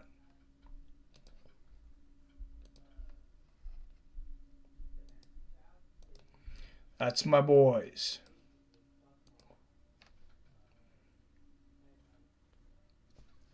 All right, Strickland versus Imamov. Let's go to the prelims. If I remember right, there wasn't a whole lot on the prelims that really jumped out at me. Oh, Charles Johnson versus Jimmy Flick fight. That's an interesting one because these odds started out at almost even. A lot of people were saying this could be another issue in the betting world because odds moved way out to Charles Johnson now minus 345, Flick a plus 285. Now these odds moved hundreds of points. Very unusual activity on a bet. The idea would be that somebody knows something about a possible injury with Jimmy Flick or something with Charles Johnson. I mean, I don't know, but it's there's a reason it was flagged. I'm surprised. Well, I guess the odds are on there, but that doesn't mean that every casino is taking bets on it. I'm surprised DraftKings still is. Maybe it's overblown. I don't know. I don't know exactly why those odds move so much. Carlos Hernandez against Alan Nascimento. And a lot of names I don't recognize, but Umar Nurmagomedov back in action. I mean, it's one of his tougher opponents against Ronnie Barcelos. He's a minus 975 favorite, though. I think he takes out Barcelos pretty easily. He's just on fire right now. Caitlin Vieira versus Raquel Pennington. If I'm betting on it, that's my bet of the night. I'm taking Caitlin Vieira at minus 120. I think that's a steal. I think she should be at least minus 160. Punahele Soriano against Roman Kopylov. This co-main event, we lost a good co-main event, but we got another great one here at featherweight. Damon Jackson and Dan Ige. Ige going down, Ige fighting at featherweight here. Ige has become a favorite. I believe there for a while, Damon Jackson was a slight favorite. And then they were at like even odds, and now Ige, slight favorite. These Strickland and Imamov were closer to even two. Points have moved a little bit more in Imavov's favor. I do pick Imavov to win that. I'm not confident enough to bet on it, though. So I don't know. Maybe when we get this Fantasy Picks MMA league up starting next week, that'll kind of crave my impulse betting.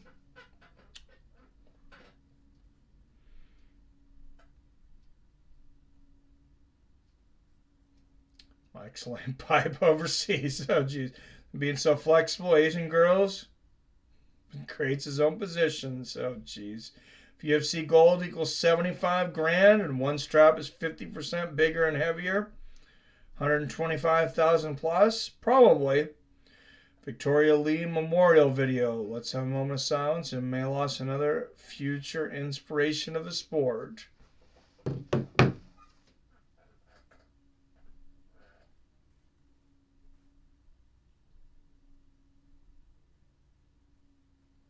All right, 2004 to 2022, and yeah, she left us too young, 18 years old. Absolute horrible tragedy. 12 pounds of gold is way more than 100 G's in weight alone. Yeah, if it's actually 12, what is gold right now? About $2,500 an ounce? Hey Siri, what is the price of gold currently? I can't get information about this commodity. Sorry about that. Oh, well, what does she know? Worthless.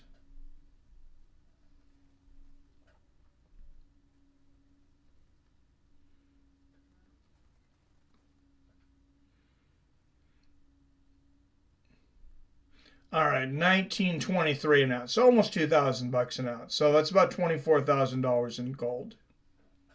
Oh no, that's $2,000 an ounce. I'm sorry. So you have to go 12 times 16 is 160, 192. Hey Siri, what is 2,000 times 192? That's $384,000. Jesus. Yeah, that's like a $500,000 belt. That's insane. That is insane. And Chaudhry, the CEO of One Championship, sitting here next to Brent Stover to give a statement, I believe probably on Angela Lee. Really have a lot of love for Angela, Ken, and Jules, and Christian, and Victoria. And I knew Victoria when she was 11 years old, and she was obviously a martial arts prodigy, but she's much more than that, you know.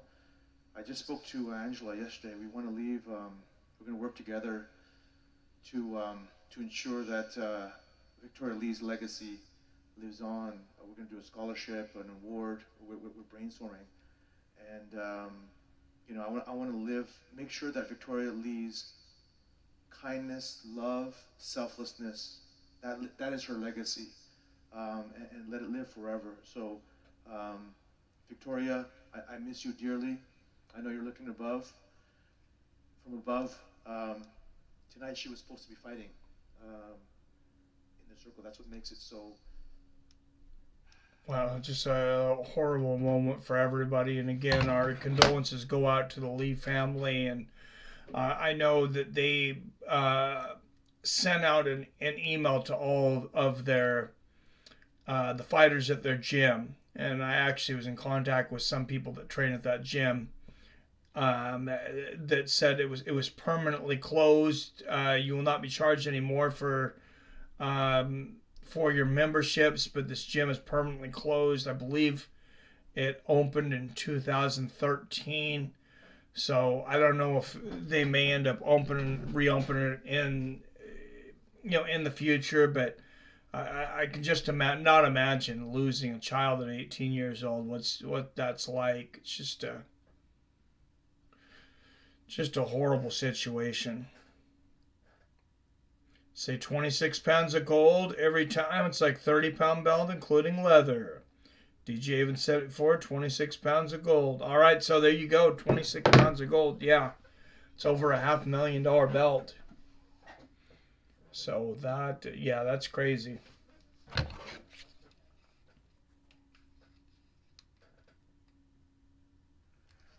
was going to ask you about the big fights yet to come, but I think I'd want to keep one.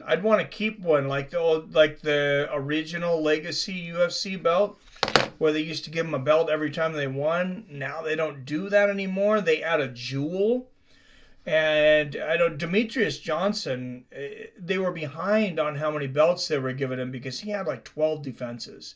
I'm pretty sure he had either 11 or 12 defenses. So he said, please catch up with my belts, because he wanted to take a picture with all the belts, and he was able to eventually. They got him, I think it was like 12 or 13 belts, something ridiculous like that. And pretty cool though.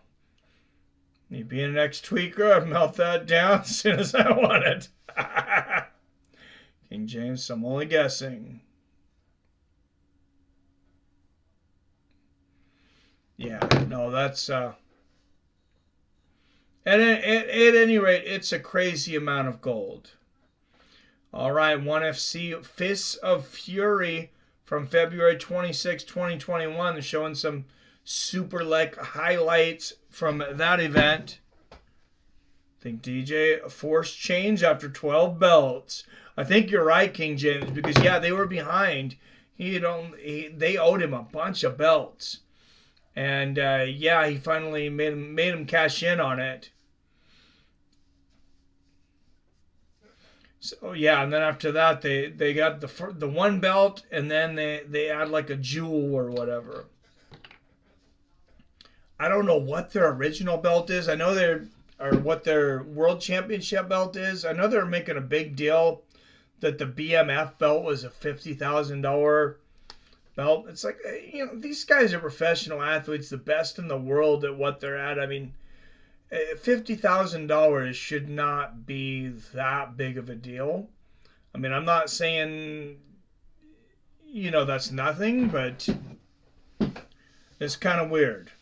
Jewels are a diamond, ruby, emeralds on UFC belt. Don't know what size carats if they are, but it might be worth more. I don't think it's worth more than $500,000, but I'm sure it's a good paycheck. Robert, we look at stuff different. They see an abandoned building. I see copper and brass heaven. Oh my goodness. That is insane. That is hilarious. Me too. Can't tell you how much copper I stole back in the day. Oh my goodness. So you guys were the ones stealing all my copper. All right. Daniel Puerta is 3 years older at 30 years old. 1 inch taller at 5'8". He'll have a 1 inch reach advantage over Super Leg Jitmuang. 5 3-minute rounds, 10-point must system, 3 knockdown rule is in effect. No elbows, throws, or grappling. That would be Thai boxing. This is World Championship kickboxing. All right, and we definitely got an exciting kickboxing match earlier with the Rodtang fight. This is for the 1FC Bantamweight Kickboxing World Championship. It is vacant tonight.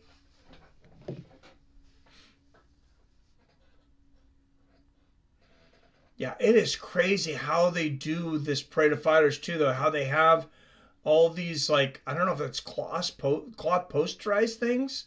Maybe that's digital. It looked like cloth, like posterized of every single fighter that's fighting tonight.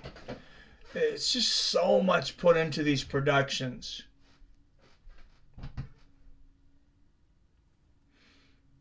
Gold belt will be excellent retirement or backup plan for emergency or zombie apocalypse.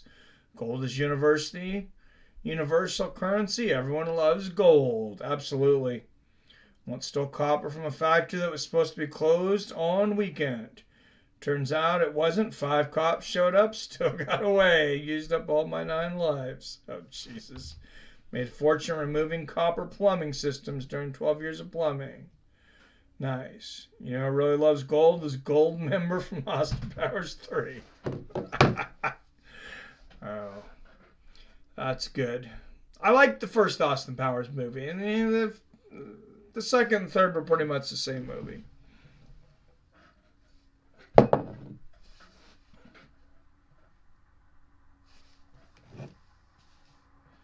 Gold member ruled, Robert.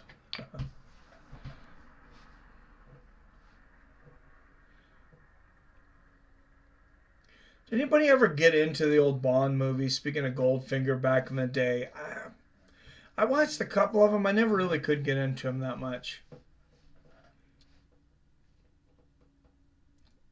Oh yeah, Fat Bastard was funny. Yeah, but Mike in the third movie, they joke about how they're all the same. Yeah, exactly. Terrible gold. Gold on paper is worthless once everything crashes.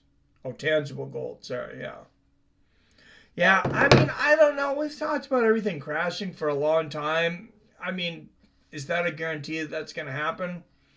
Maybe eventually. I don't know if it's going to happen in my lifetime.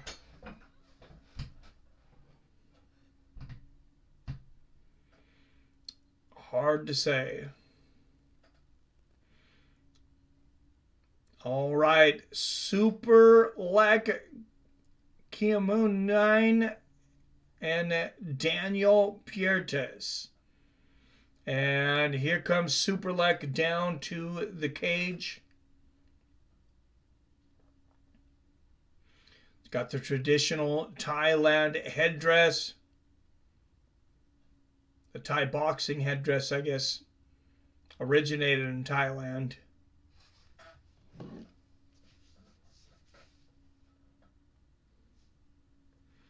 I just bought the complete James Bond collection 2 days ago, from Sean Connery to Roger Moore to Tim Dalton, Pierce Brosnan, Daniel Craig. Oh, damn. Yeah, if I had them all sit in front of me, I'd definitely start watching them. Big company closed in our little town. Junkies were tripping over each other, stealing that stuff. Oh, man. Sometimes when I take a shot, I still say, get in my belly.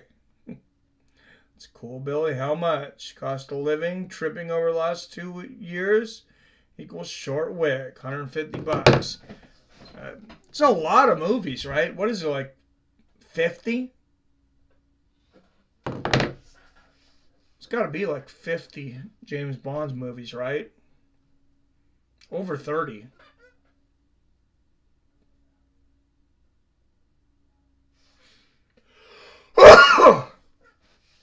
Excuse me.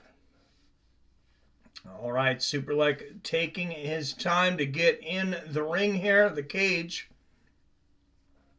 Excuse me. So does anybody know?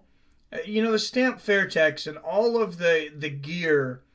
There's so much Fairtex gear in kickboxing. Does that family have anything to do with that, I wonder? I wonder if her family owns that company. It's around 30 movies. Nice. It's not bad. $5 a piece. You can get them all in a box set. All right. I better get a little more water before they fight in the cage. Be right there. I don't want to be out of water.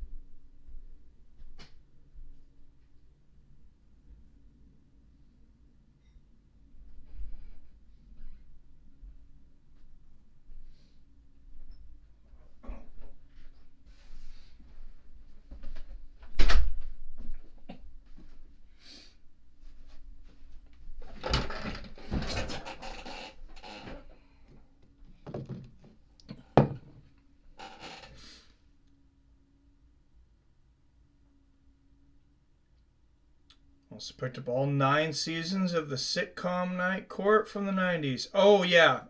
Night Court. I like Night Court. Or from the 80s. Did you ever touch down on the Dana White presser? No, I didn't watch it, but I seen what he said. Elias Delaptis is the referee for this one again. And the guy handled it the best anyone could in that situation. Straight up said, fire me, doesn't benefit anyone. Because I could have retired a long time ago. Put those dark shades on him.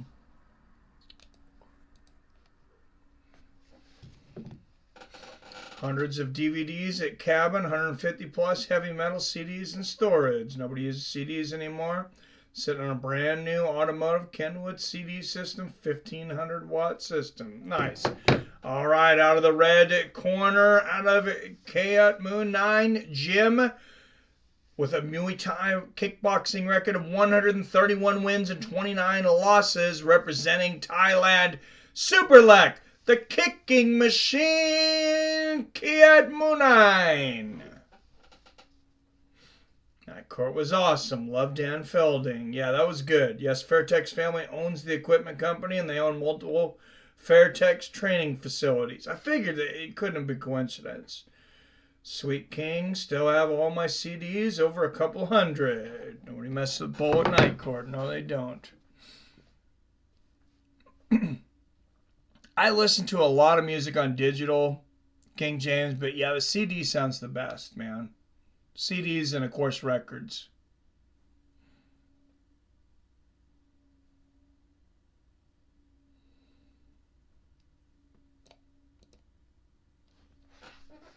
They'll come back. They'll come back within 5 years, too. Mark my words. People start collecting DVDs again. Good body kick there from Superlek to start things out. Push kick to the body from Piertis. And a left hand. Nice knee to the body there from Superlek.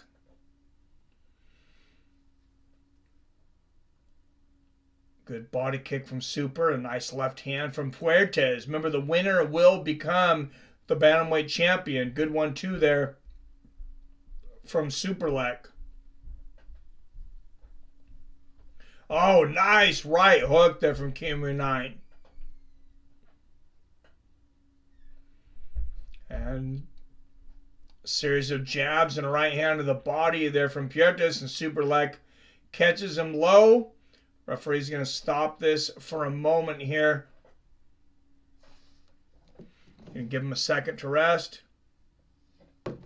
And there we go. We're back at it. And they clash shins. Knee to the body there from Piertes. Oh, digging left hook to the body there from Superlek.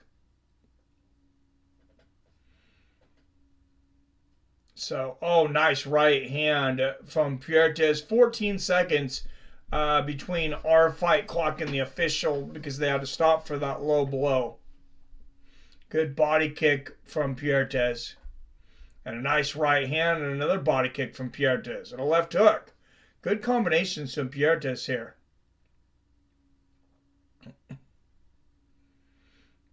Oh, big knee to the body from Piertes. And another after checking that last leg kick from Superlek. Good overhand right from Superlek and two push kicks to the body. Another knee to the body from Piertes. A right hand. Oh, and then a left kick to the body that Superlek's going to say is low. Referee's going to stop us again. Another low blow and a touch of gloves, and we'll keep going. They didn't stop the clock, so still about 14 seconds separating our clock and the official. Big knees there from Piertis again. He's got a great knee to the body, and there's a third one. Nice little leg kick there from Superlek. But, man, the story of this first round might be those knees to the body from Piertis. Couple of low leg kicks and then a front knee kick from Piertes. There's another one of those knees and another. Great left hook to the body there from Superlek and a left kick of his own to the body and a big combination upstairs with the hands and then the right hook to the body from Superlek. Great rally. And Piertes catching that body kick and landing it right in afterwards. And they're telling him, no, you can't catch it. It's just such instinct for these Muay Thai fighters to catch those leg kicks, but you're not allowed to in kickboxing. Good body kick there from Piertes and a left hand. Superlek, great check there. Checks the leg kick and a left hook to the body, head, and then a left uppercut. And there's a left hand from Superlek. And wow, what a close first round. I had Daniel Piertes. I was pretty sure he'd won that first round until his last 15 seconds, and Superlek just went off. That really could go either way. It sounds like a rapper's name, right, King James? Oh, Sally has a pink furry jumpsuit. I'm sure he does. Can never be afraid of a man wearing pink short shorts. Strickland Propane for your propane and propane accessories. As a little, they call me Bobby, and Sabbath True kind of looked like character on King of the Hill. People tried making fun of me, I owned it. Taste the meat, not the heat. Hey, it's a good saying.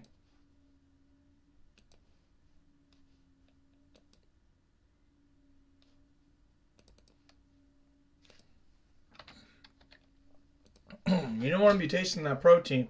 Good push kick to the body. A couple of good push kicks to the body there from Puertes.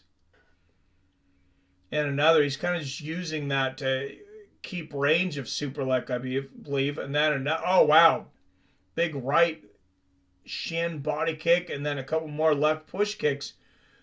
Oh, is that a, no, it's not. They're going to say it's not a knockdown. Superlek kicked the foot of Puertes out from underneath him, but I think you're saying it was a trip, I guess. Good knee to the body from Puertes. That would have been huge if it was considered a knockdown. Good body kick again for Puertes. The right hand on the knee to the body. Left hook upstairs from Superlek. And there is another knee to the body from Puertes. And another. And I have him winning the first round already. And wow, he is just really kneeing the body of Superlek. There's another one. And a good combination upstairs from Puertes. Superlek with his own combination, but the left hand there from Puertes upstairs. And now kicking to the legs again. Another knee to the body from Puertes. A couple good leg kicks from Superlek, but Puertes doing the bulk of the work here. You can tell Puertes is so used to Thai boxing, though. He keeps trying to get that clinch. Oh, nice one, too. Another knee to the body. It's amazing how easily he can land that knee to the body without being able to clinch. Oh, good right uppercut from Superlek. I'd like to see that shot more. He landed a great uppercut at the end of the first round. Good jab, and then a combination afterwards upstairs from Superlek with the hands. Another good push kick there from Puertes. Left hook to the body. And then one upstairs from Superlek. Oh, big combination from Superlek. That looked like it might have stunned Puertes a little bit. And nice left hook from Superlek. And there's the left hook to the body from Superlek. Puertes landing another one of those knees, and now another. 30 seconds left in the round. Good body kick, another body to the knee. I don't think Superlek's been able to stop one of those knees to the body. There's another one.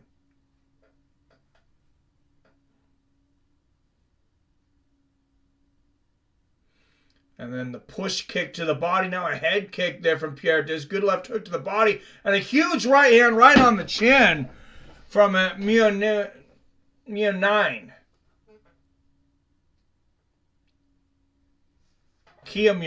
excuse me. Wow. Loaded 450 gallons of propane a week before the price tripled. Carnivore grilling every day at cabin. Nice. 450 gallons? Wow, that's a lot. Going to bed lately watching old Married with Children episodes classics. Oh, that was good stuff, man.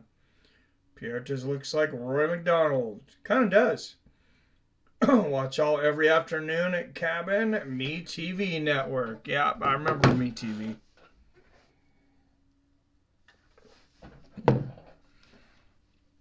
There when I only had antenna not too far back.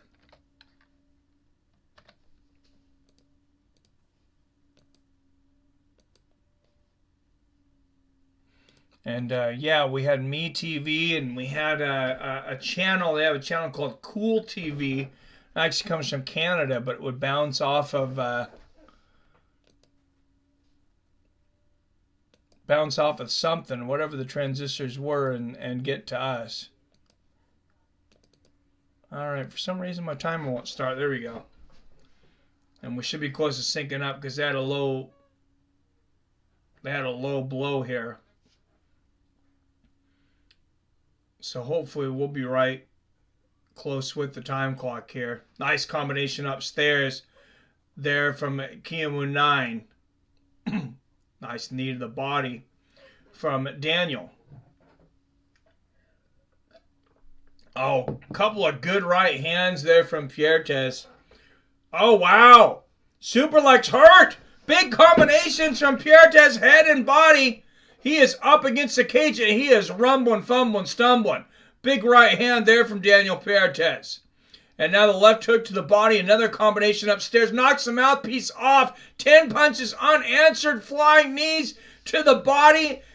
And wow, Piertes is just beating him up. Another big right hand upstairs. And the knees.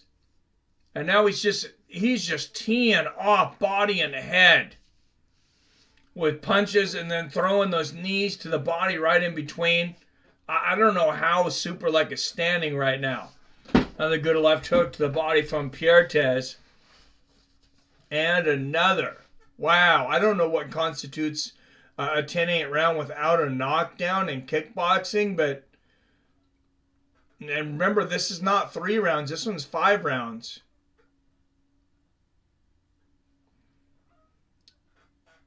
So 6 seconds between our clock and their clock. We're actually 6 seconds ahead of them. Head kick there from Piertes because of the stoppage and the low blow. Good knee from Piertes and a huge combination. Body head. And here comes Superlex back with a 1-2.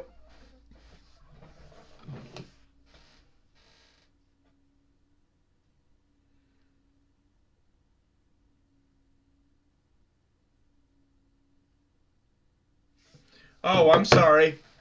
Thank you for letting me know. I was like, why was this Superlex thought to be so good? Good left hook there from Piertes. So everything I said about Superlex, change it back and put it for Piertes. Jeez, and we lost just about everybody there. Go through about 30 cords of wood each winner, give or take a cord.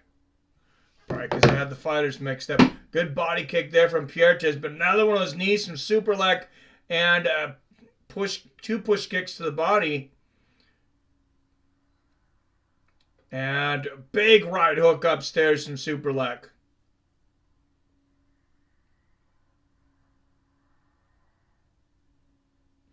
Little dyslexia there. Sorry, guys. Good 1-2 there from Superlex. And another knee to the body. And a huge round here from Superlex. Push kick to the body. Wow. 30-27 Superlex through 3.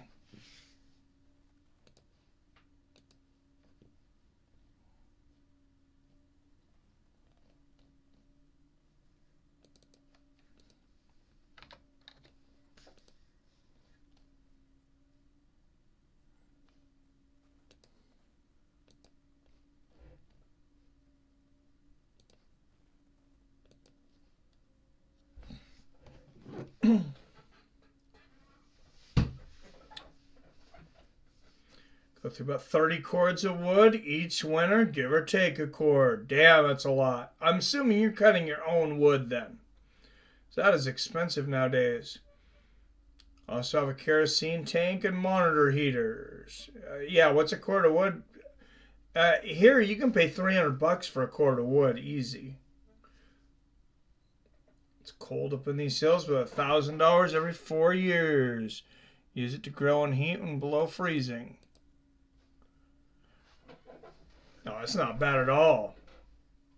The way you live, I'm jealous. Depends on the season. I can get 6 cords dried and split for $450. Really? Oh, nice body kick there from Superlex and the low leg kick and another 20 to 25 cord each winner. It's an unlimited supply and it's free. Oh, Superlex is definitely crushing. Wow. And big exchanges to the legs. Wow, another big knee from Superlex. That's a big one to the body. And then the knee. Nice right uppercut there from Piertes and a left hook to the body. But, I mean, his activity's just been few and far between since about halfway through the second round. Another good inside leg kick there from Superleg. Piartes landed an outside leg kick of his own. Oh, big body kick from Superleg.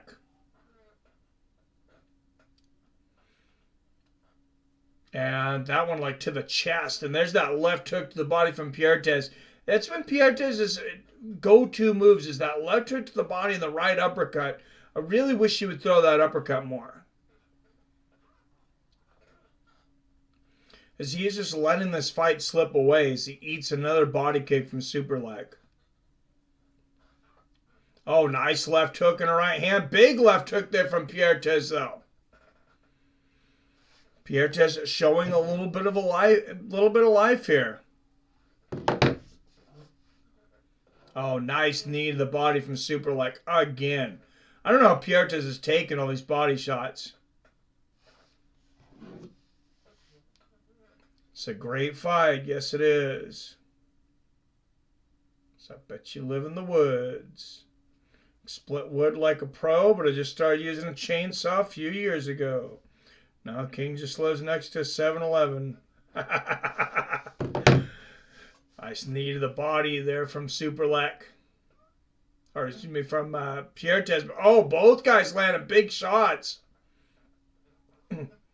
Nice right hand from Piartes. This is his best action in a while. This last minute here in the fourth round. Big knee there from Piartes too. Another good body kick from Superleg. And another knee to the body. Man, he likes that knee to the body.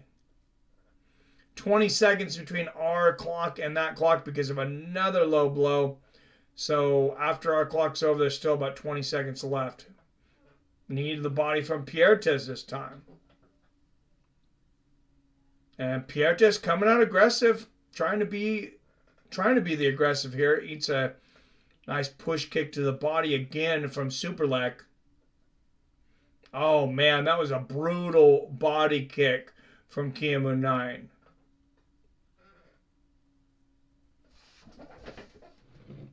Is our stream lagging? I don't think it's lagged, has it? We're down to 7 people all of a sudden. That's weird. We were at 60 and now all of a sudden we're down at 7. Crazy thing is, anyone can choose to do it. I live comfortable and free for the quarter cost of City Sheeple. One coming back to America in May. And DJ on that card, commentary just said. It's in Colorado. Colorado, May 5th. Says 18 here on my end. Yeah, I think it's kind of changing. It's been moving away around. It says 13 now on mine, but it's weird. Yep. Oh, Denver is where GJ is fighting. Yes. You gonna get tickets, Billy? They went up for sale today.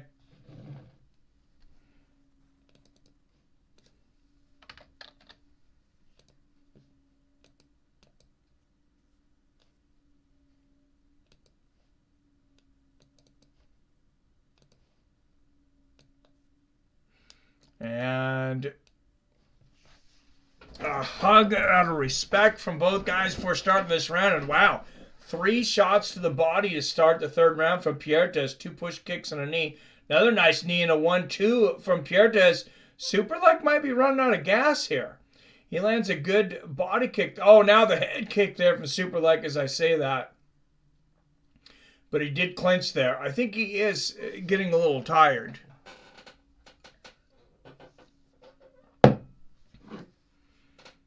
If I can get surgery soon, don't plan on it. Being here in May. Oh, don't plan on being here in May? Man, Bill, you lucky. Neighborhood kids spent an hour cutting wood. Oh, yellow card for Superleg.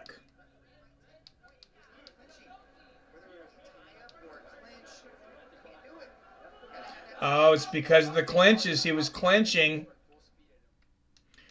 So I think he's getting tired. Good body kick there from Kiamu 9.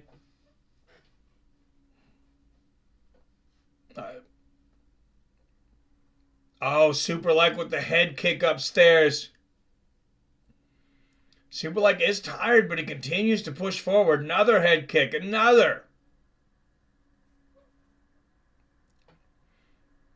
I mean, he is trying everything right now. Oh, he started to clinch, and then he's like, oh, no, I don't want to clinch because I don't want to get another yellow card. Good body kick there from Superlek. And the low leg kick. And the body kick to the other side.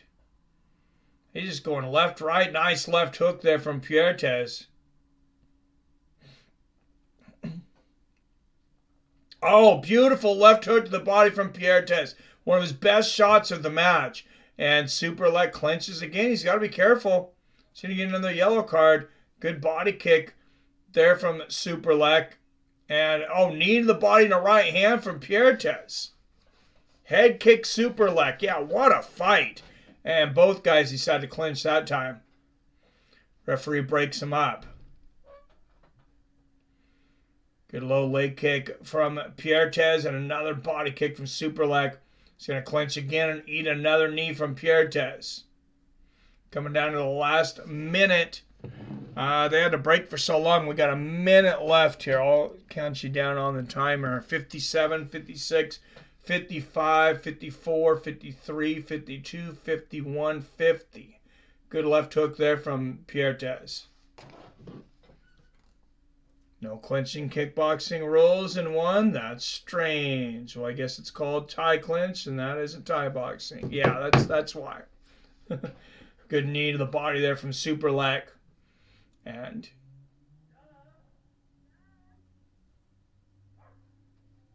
yeah, Superlek was really seemed like his gas tank was failing him, but lands a couple nice knees to the body. I don't know if you got a second wind. A lot of it's just heart. Another knee to the body and a good right hand to the body there from Puertes. Or from Superlek, excuse me. Oh, man. Left knee, right knee, left knee.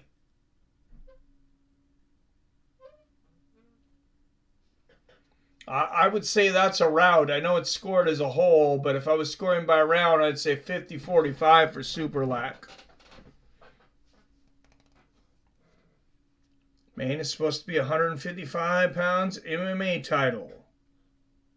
I thought it was a welterweight tonight. No, I think that's tomorrow night. I think tonight is a welterweight kickboxing championship bout. Could be wrong, though. Hope everything works out for the best, Bill. Yes, I'm going to get paid in the end for the other driver being intoxicated when he ran the red.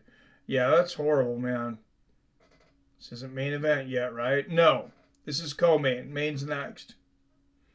I'm confused. This is kickboxing. Wait, main is featherweight.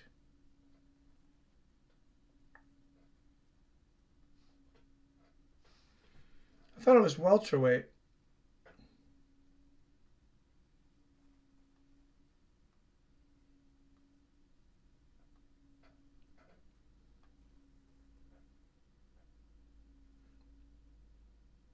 Oh, it's lightweight. It's 155 pounds. So you're right on the pounds, King James, but it is a kickboxing match. It's co-main was flyweight. Or bantamweight, actually. Well, it might be flyweight. I guess it might be flyweight in one, but it's 135 pounds.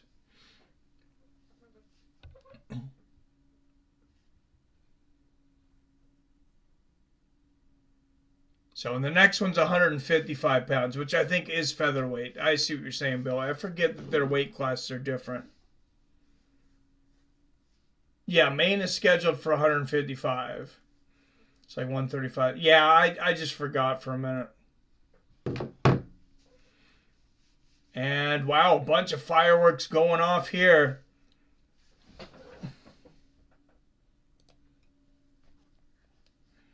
Here in Thailand. This has been a successful stream. Everybody, thanks for joining me. Main event coming up next, but we're trending for over 7,700 views, individual views for this stream. That's a good stream. Back-to-back fights and nights, and I get confused. Oh, easy to get confused, man. I won't be watching the next one because I think it's at some crazy time. I don't know.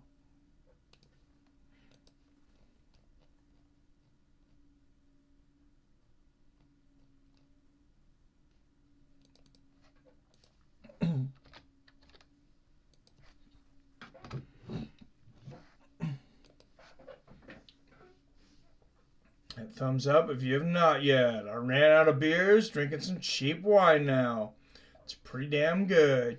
I tried that Cala Rosé, the Snoop Dogg wine, the 19 Crimes. Now, I'm not a big wine fan, but I mean, it wasn't bad. And I got a bottle, a 750 milliliter bottle, or whatever the regular size is, for $5. So, I can't complain. I'll probably go back and buy a few more. You should watch one a couple days late. UFC, yeah, UFC doesn't have an atomweight division. Yeah, the Asian leagues, I mean, they're a lot smaller than us.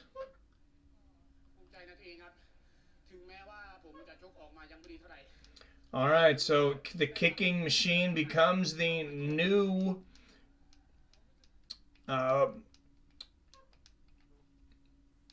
flyweight kickboxing world champion.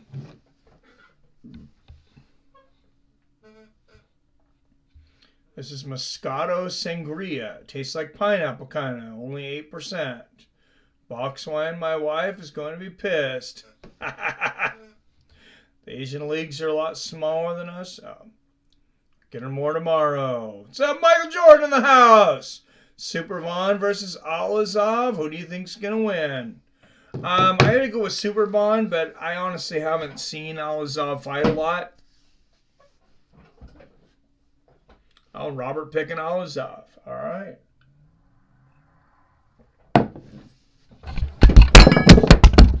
We will see.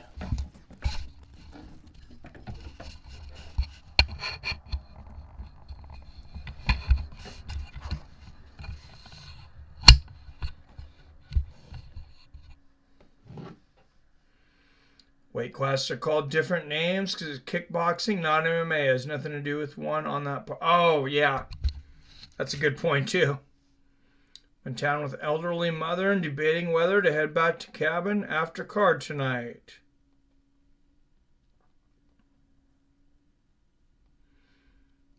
Okay, thanks, Bill. Yeah, it's got to be late. What time zone are you in, King James?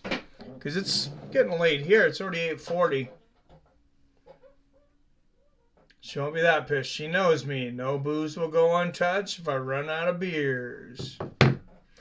Yeah, the 19 Crimes, the Snoop Dogg one was 11% alcohol too.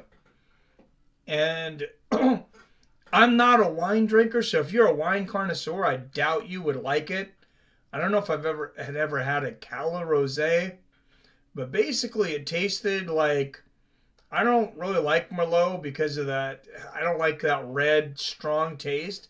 But it tasted like you took something like that and like added a bunch of water to it because like when you were a teenager and you didn't want your parents to know you were drinking the alcohol, so you just kept adding water.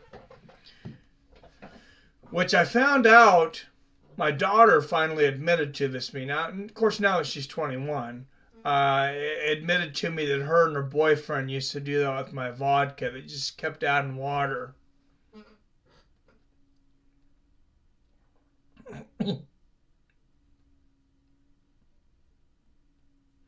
$20 till midnight here. 11:40 here on the East Coast. Damn, 20 till 11 in my time zone.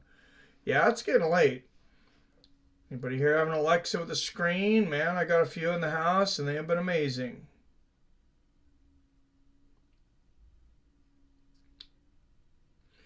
No, I actually made my wife get rid of all of those. She had one of those damn, I don't know what Alexa it was. It wasn't the one with the screen, but I seen of how they were spying on people. Maybe I'm just paranoid, but I was like, yeah, I'm not going to have that in my house.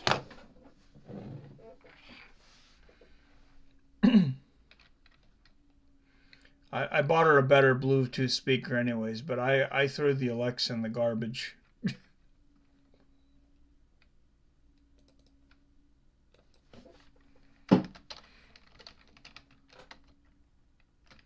Got rid of all the Alexas here. They listen in 100%. Yep, that's exactly why I got rid of mine. All teens do the water trick. Typical teen activity. Yep. Oh, yeah, I did it with my parents.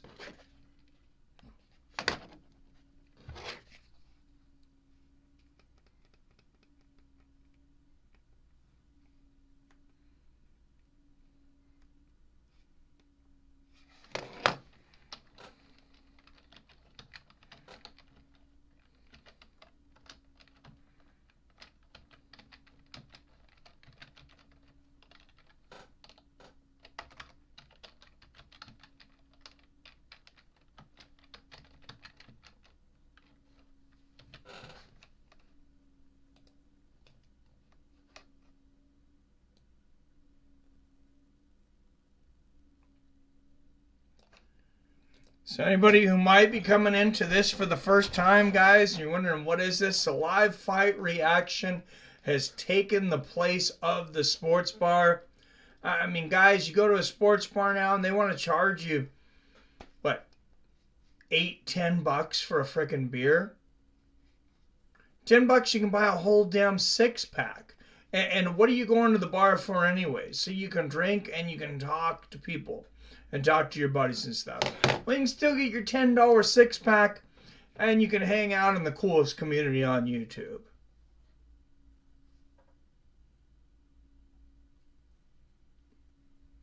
Not a fancy wine guy by any means. Just a boozer, though I might be a wino at heart. Central's an hour before my time, King. Are you sure? Paranoid or aware. Oh man, Mike, don't do like that.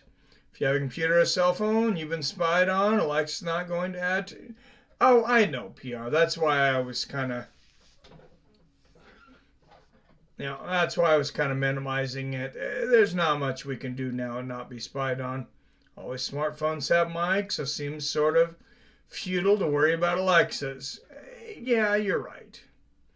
I would just drink the bottle of the knockoff corner with a little alcohol left in it. Tell Mom was really high and didn't see it.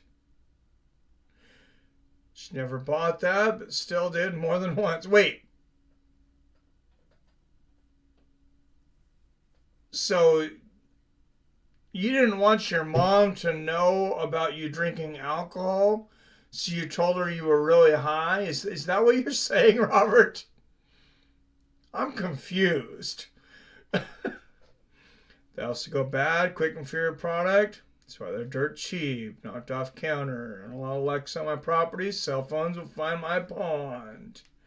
I can get a 12-pack of PBR for that, right? Get 30 natty ices for $16.88. Damn, that's cheap. Yeah, natty ice ain't that cheap here. That is really cheap, man. If you had tech, you ain't escaping nothing. It's redundant to think that way. There you go, Rob. That's how you do it. No, I get it, PR. You're not wrong. Look at the name of this featherwork kickboxer. I'm not trying to make fun of guys, but Sit Hichai. Sit, his last name is Sit Song Pi Nong. That just sounds made up.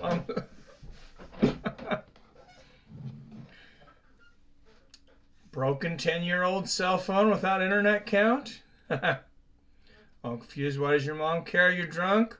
Aren't you like 50, Rob? Why do you have to lie to her? I lost.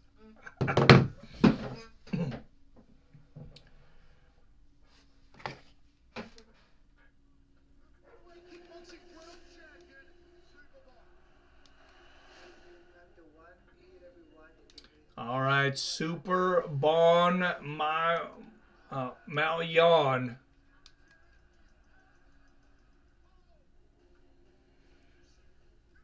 Wow, and you see him knocking out Murat Gregorian in March of 2022. These guys are studs.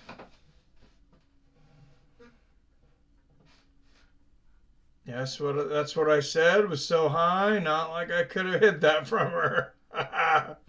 Flip phones with no app options. Yeah, I envy you in a way, King James. I really, it's hard for me to run my business without at least having a cell phone.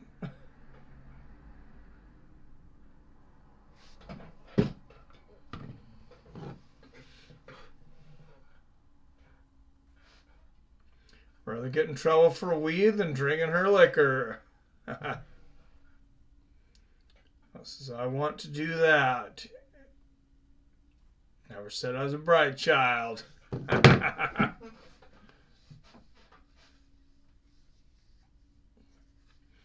All right, main event coming up, and Superbon knocked out Giorgio Petrosian last year, who he's an absolute stud, and he made him look like he was standing still. Superbon 3 years older at 32. Allazov an inch taller at 5'11". He'll have a 2-inch reach advantage, 72 inches in this 155-pound bout. 5 3-minute rounds, 10-point must system.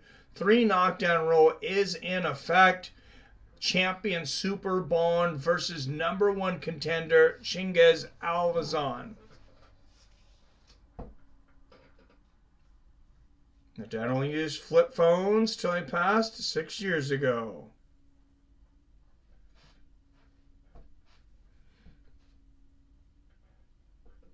Damn, my TV is free antenna. Just got back on Facebook again so I could text my daughter. She lives about 45 minutes away and her phone sucks. This Facebook Messenger helps. She'll be 21 in a week. Damn, I feel old. Yeah, my daughter's same age. She actually will be 21 in April, so she's slightly younger than you. I said she's 21, but she's almost 21. You were old, Phil. 38, was 17 when I had her. Oh, damn.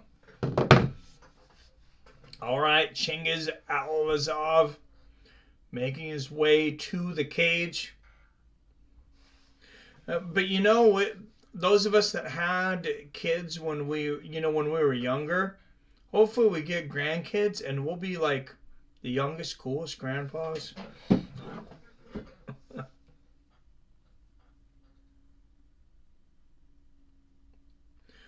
22.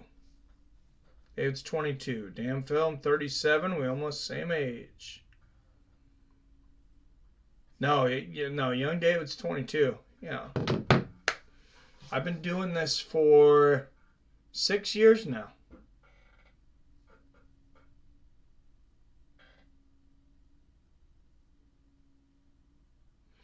(2017). All right, keys to victory for Chingiz. Apply forward pressure. Left hands go into combinations. Stay tight on defense. Notice when I stay at my mom's and submerge in 5G micros, my ears ring and struggle sleeping. Don't doubt it.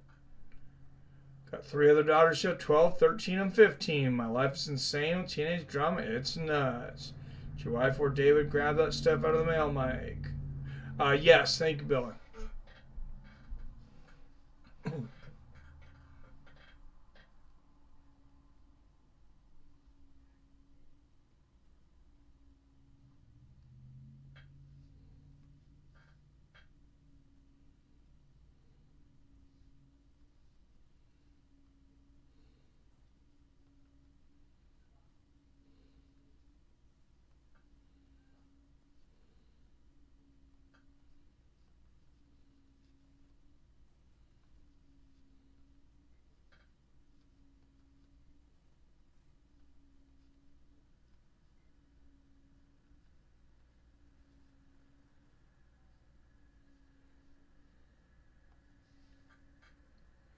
And Phil D re-upping the contender 18 months as a top contender premium member.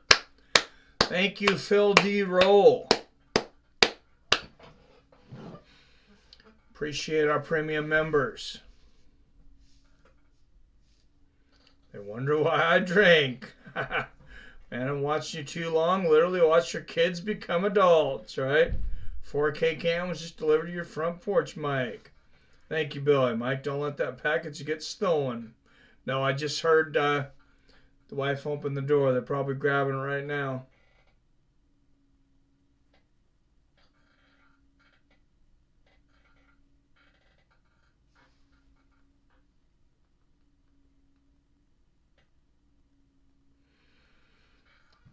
All right, and here comes Superbon making his way to the cage. Superbon Singha Mawynn. I had one son and quit while ahead. Got friends with teenage daughters and glad I knew better. Ain't got that kind of patience.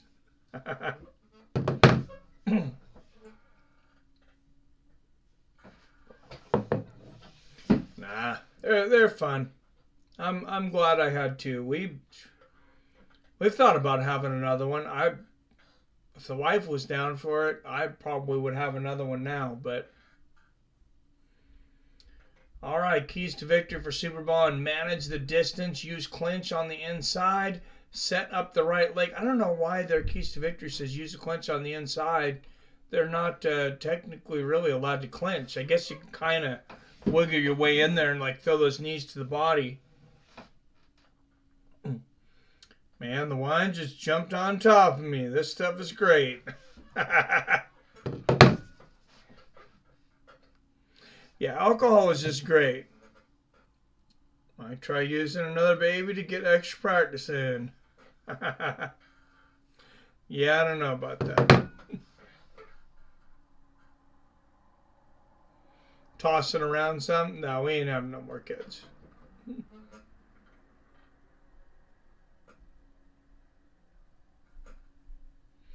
All right, and there is the 1FC belt. 100,000, 200,000, 500,000, however much that thing's worth. It's worth a lot. I don't think it would be fair to the kid if I had one. I'm too fooked in the head.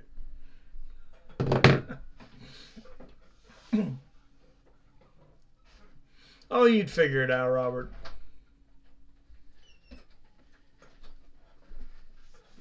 Oh, thank you.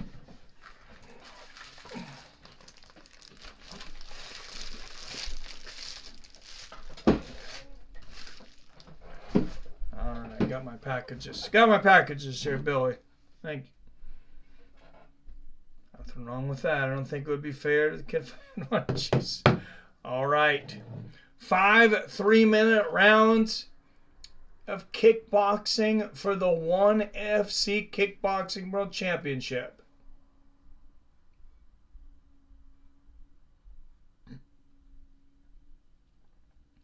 They just announced the judges, but I have no idea who any of them are. Referee is Olivier Coste. All right, everybody watching. I'm Seattle Mike Fights with Friends. It is the main event of the evening from Seattle, Washington via Thailand. Let's get it on.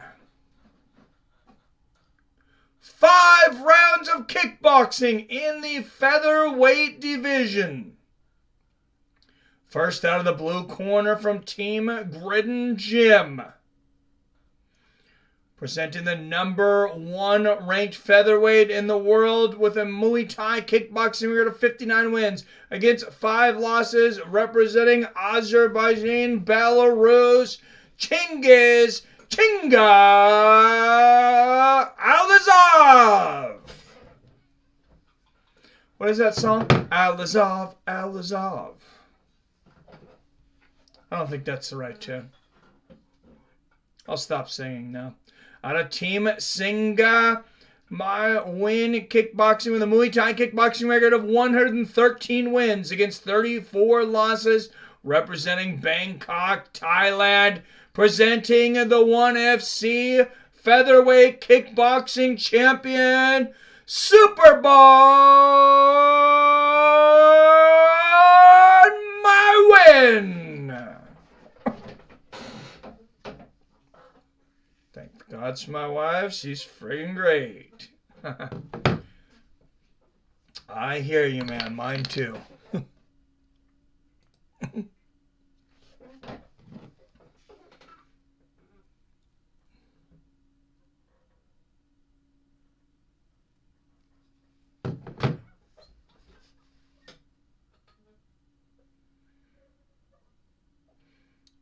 All right, here we go. And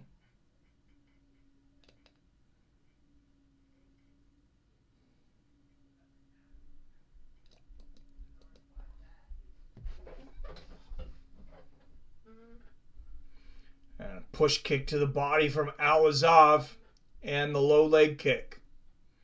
And a nice side kick to the body from Allazov. Another low leg kick. Quick start here for Chingiz Allazov. #1 contender looking to parlay this title shot into a championship. Oh, nice body kick from Chinga. And a 1-2 and a head kick. Good body kick from Superbon, and Chinga counters with a left hook. Superbon checks that kick.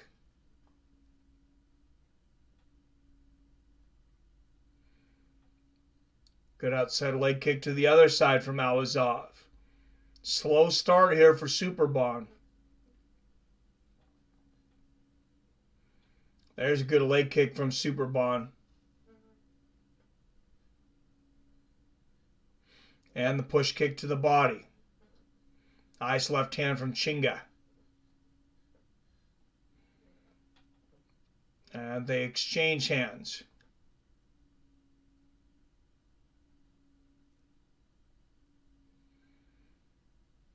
Everybody who knows Spanish knows what Chinga means.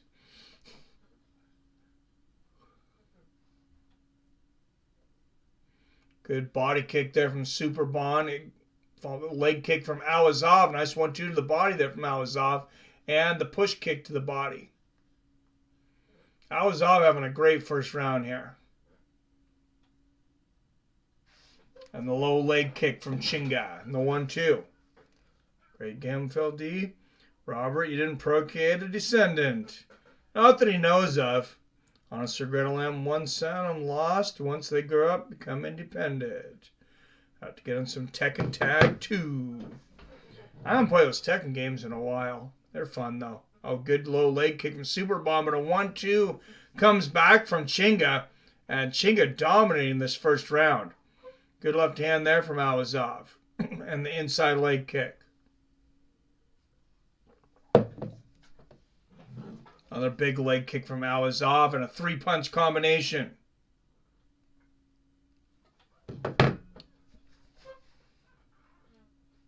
Right hook upstairs there from Chinga. For those who don't know what Chinga means, if you really don't, his nickname is fucking. It's Chingiz fucking Allazov. If it was in Spanish. I'm sure it doesn't mean that where he's from, probably. But great first round for Allazov. I hope I lived through my brother kids. Kids, nice.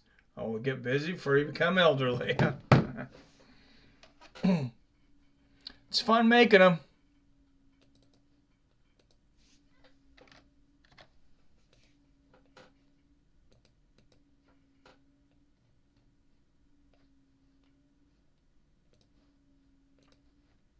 Wait till they're in college, though. College is expensive.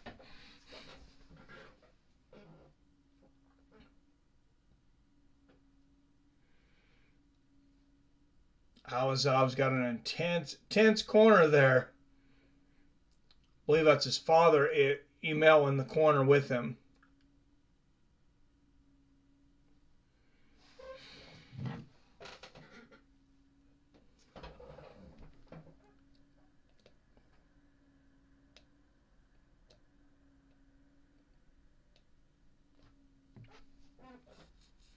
All right. Yeah, who would you blame? My life is fixed, life is good. The referee's that's 2 warnings to Allazov for grabbing the leg. Not supposed to grab that leg, but man, it's got to be hard not to. That's such a stupid rule. Nice right hand there from Allazov. Right hand and a left hook and a big right hook from Allazov. Oh my goodness! A thunderous overhand right floors Superbon! And he is down and he is stunned. Allazov on the verge of dethroning Superbon Mawynn. And he comes in with a jab and a right uppercut and a right hook, and he floors him again. That's 2. 3 knockdown rule is in effect. 1 more knockdown in this round, and this fight is over. And here comes Chingiz Allazov with a head kick and a right hand and a 3-punch combination. A huge right hand, and he knocks Superbon out. It is all over. Chingiz Allazov is the ONE FC featherweight kickboxing world champion. What a performance! The champion Superbon was never in the fight. Chingiz made him look like he didn't even belong in the same cage. Wow! Told ya Allazov is a badass.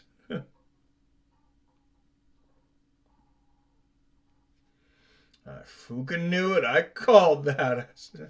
King James says, kaboom. All right, I'll get a highlight for you and put it on Twitter here, King James. Sorry, I forgot about the other ones.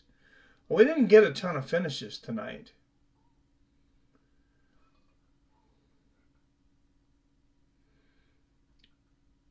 Chingiz Allazov with the jab and the right hook on champion Superbon Mawynn, knocking him down here in the 2nd round. Then a right hook. That's the 2nd knockdown.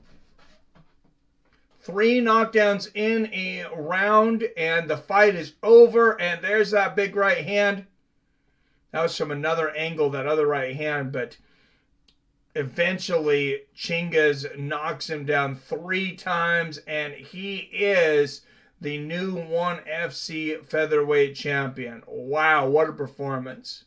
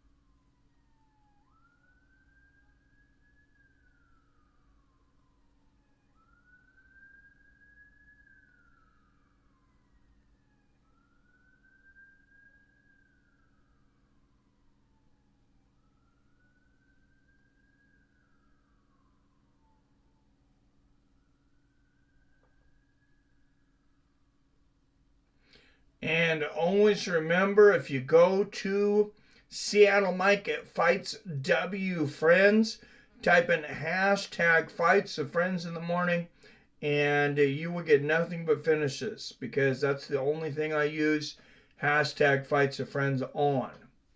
We'll give you the link to this knockout here in just a second, and then we'll retire for the evening until tomorrow.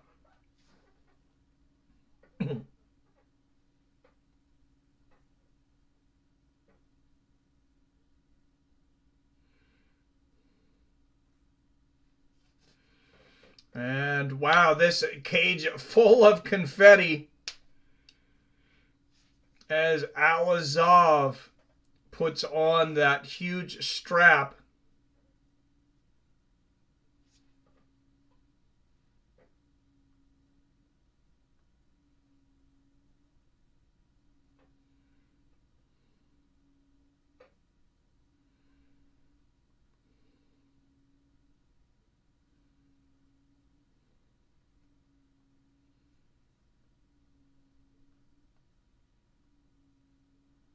Yep, you called it, Robert. You're right. All right, there's the link. Want one and UFC fighters to compete against each other so bad. Oh, he spoke. Sounds definitely Russian. Well, he's Belarus. Yeah, that's the old USSR.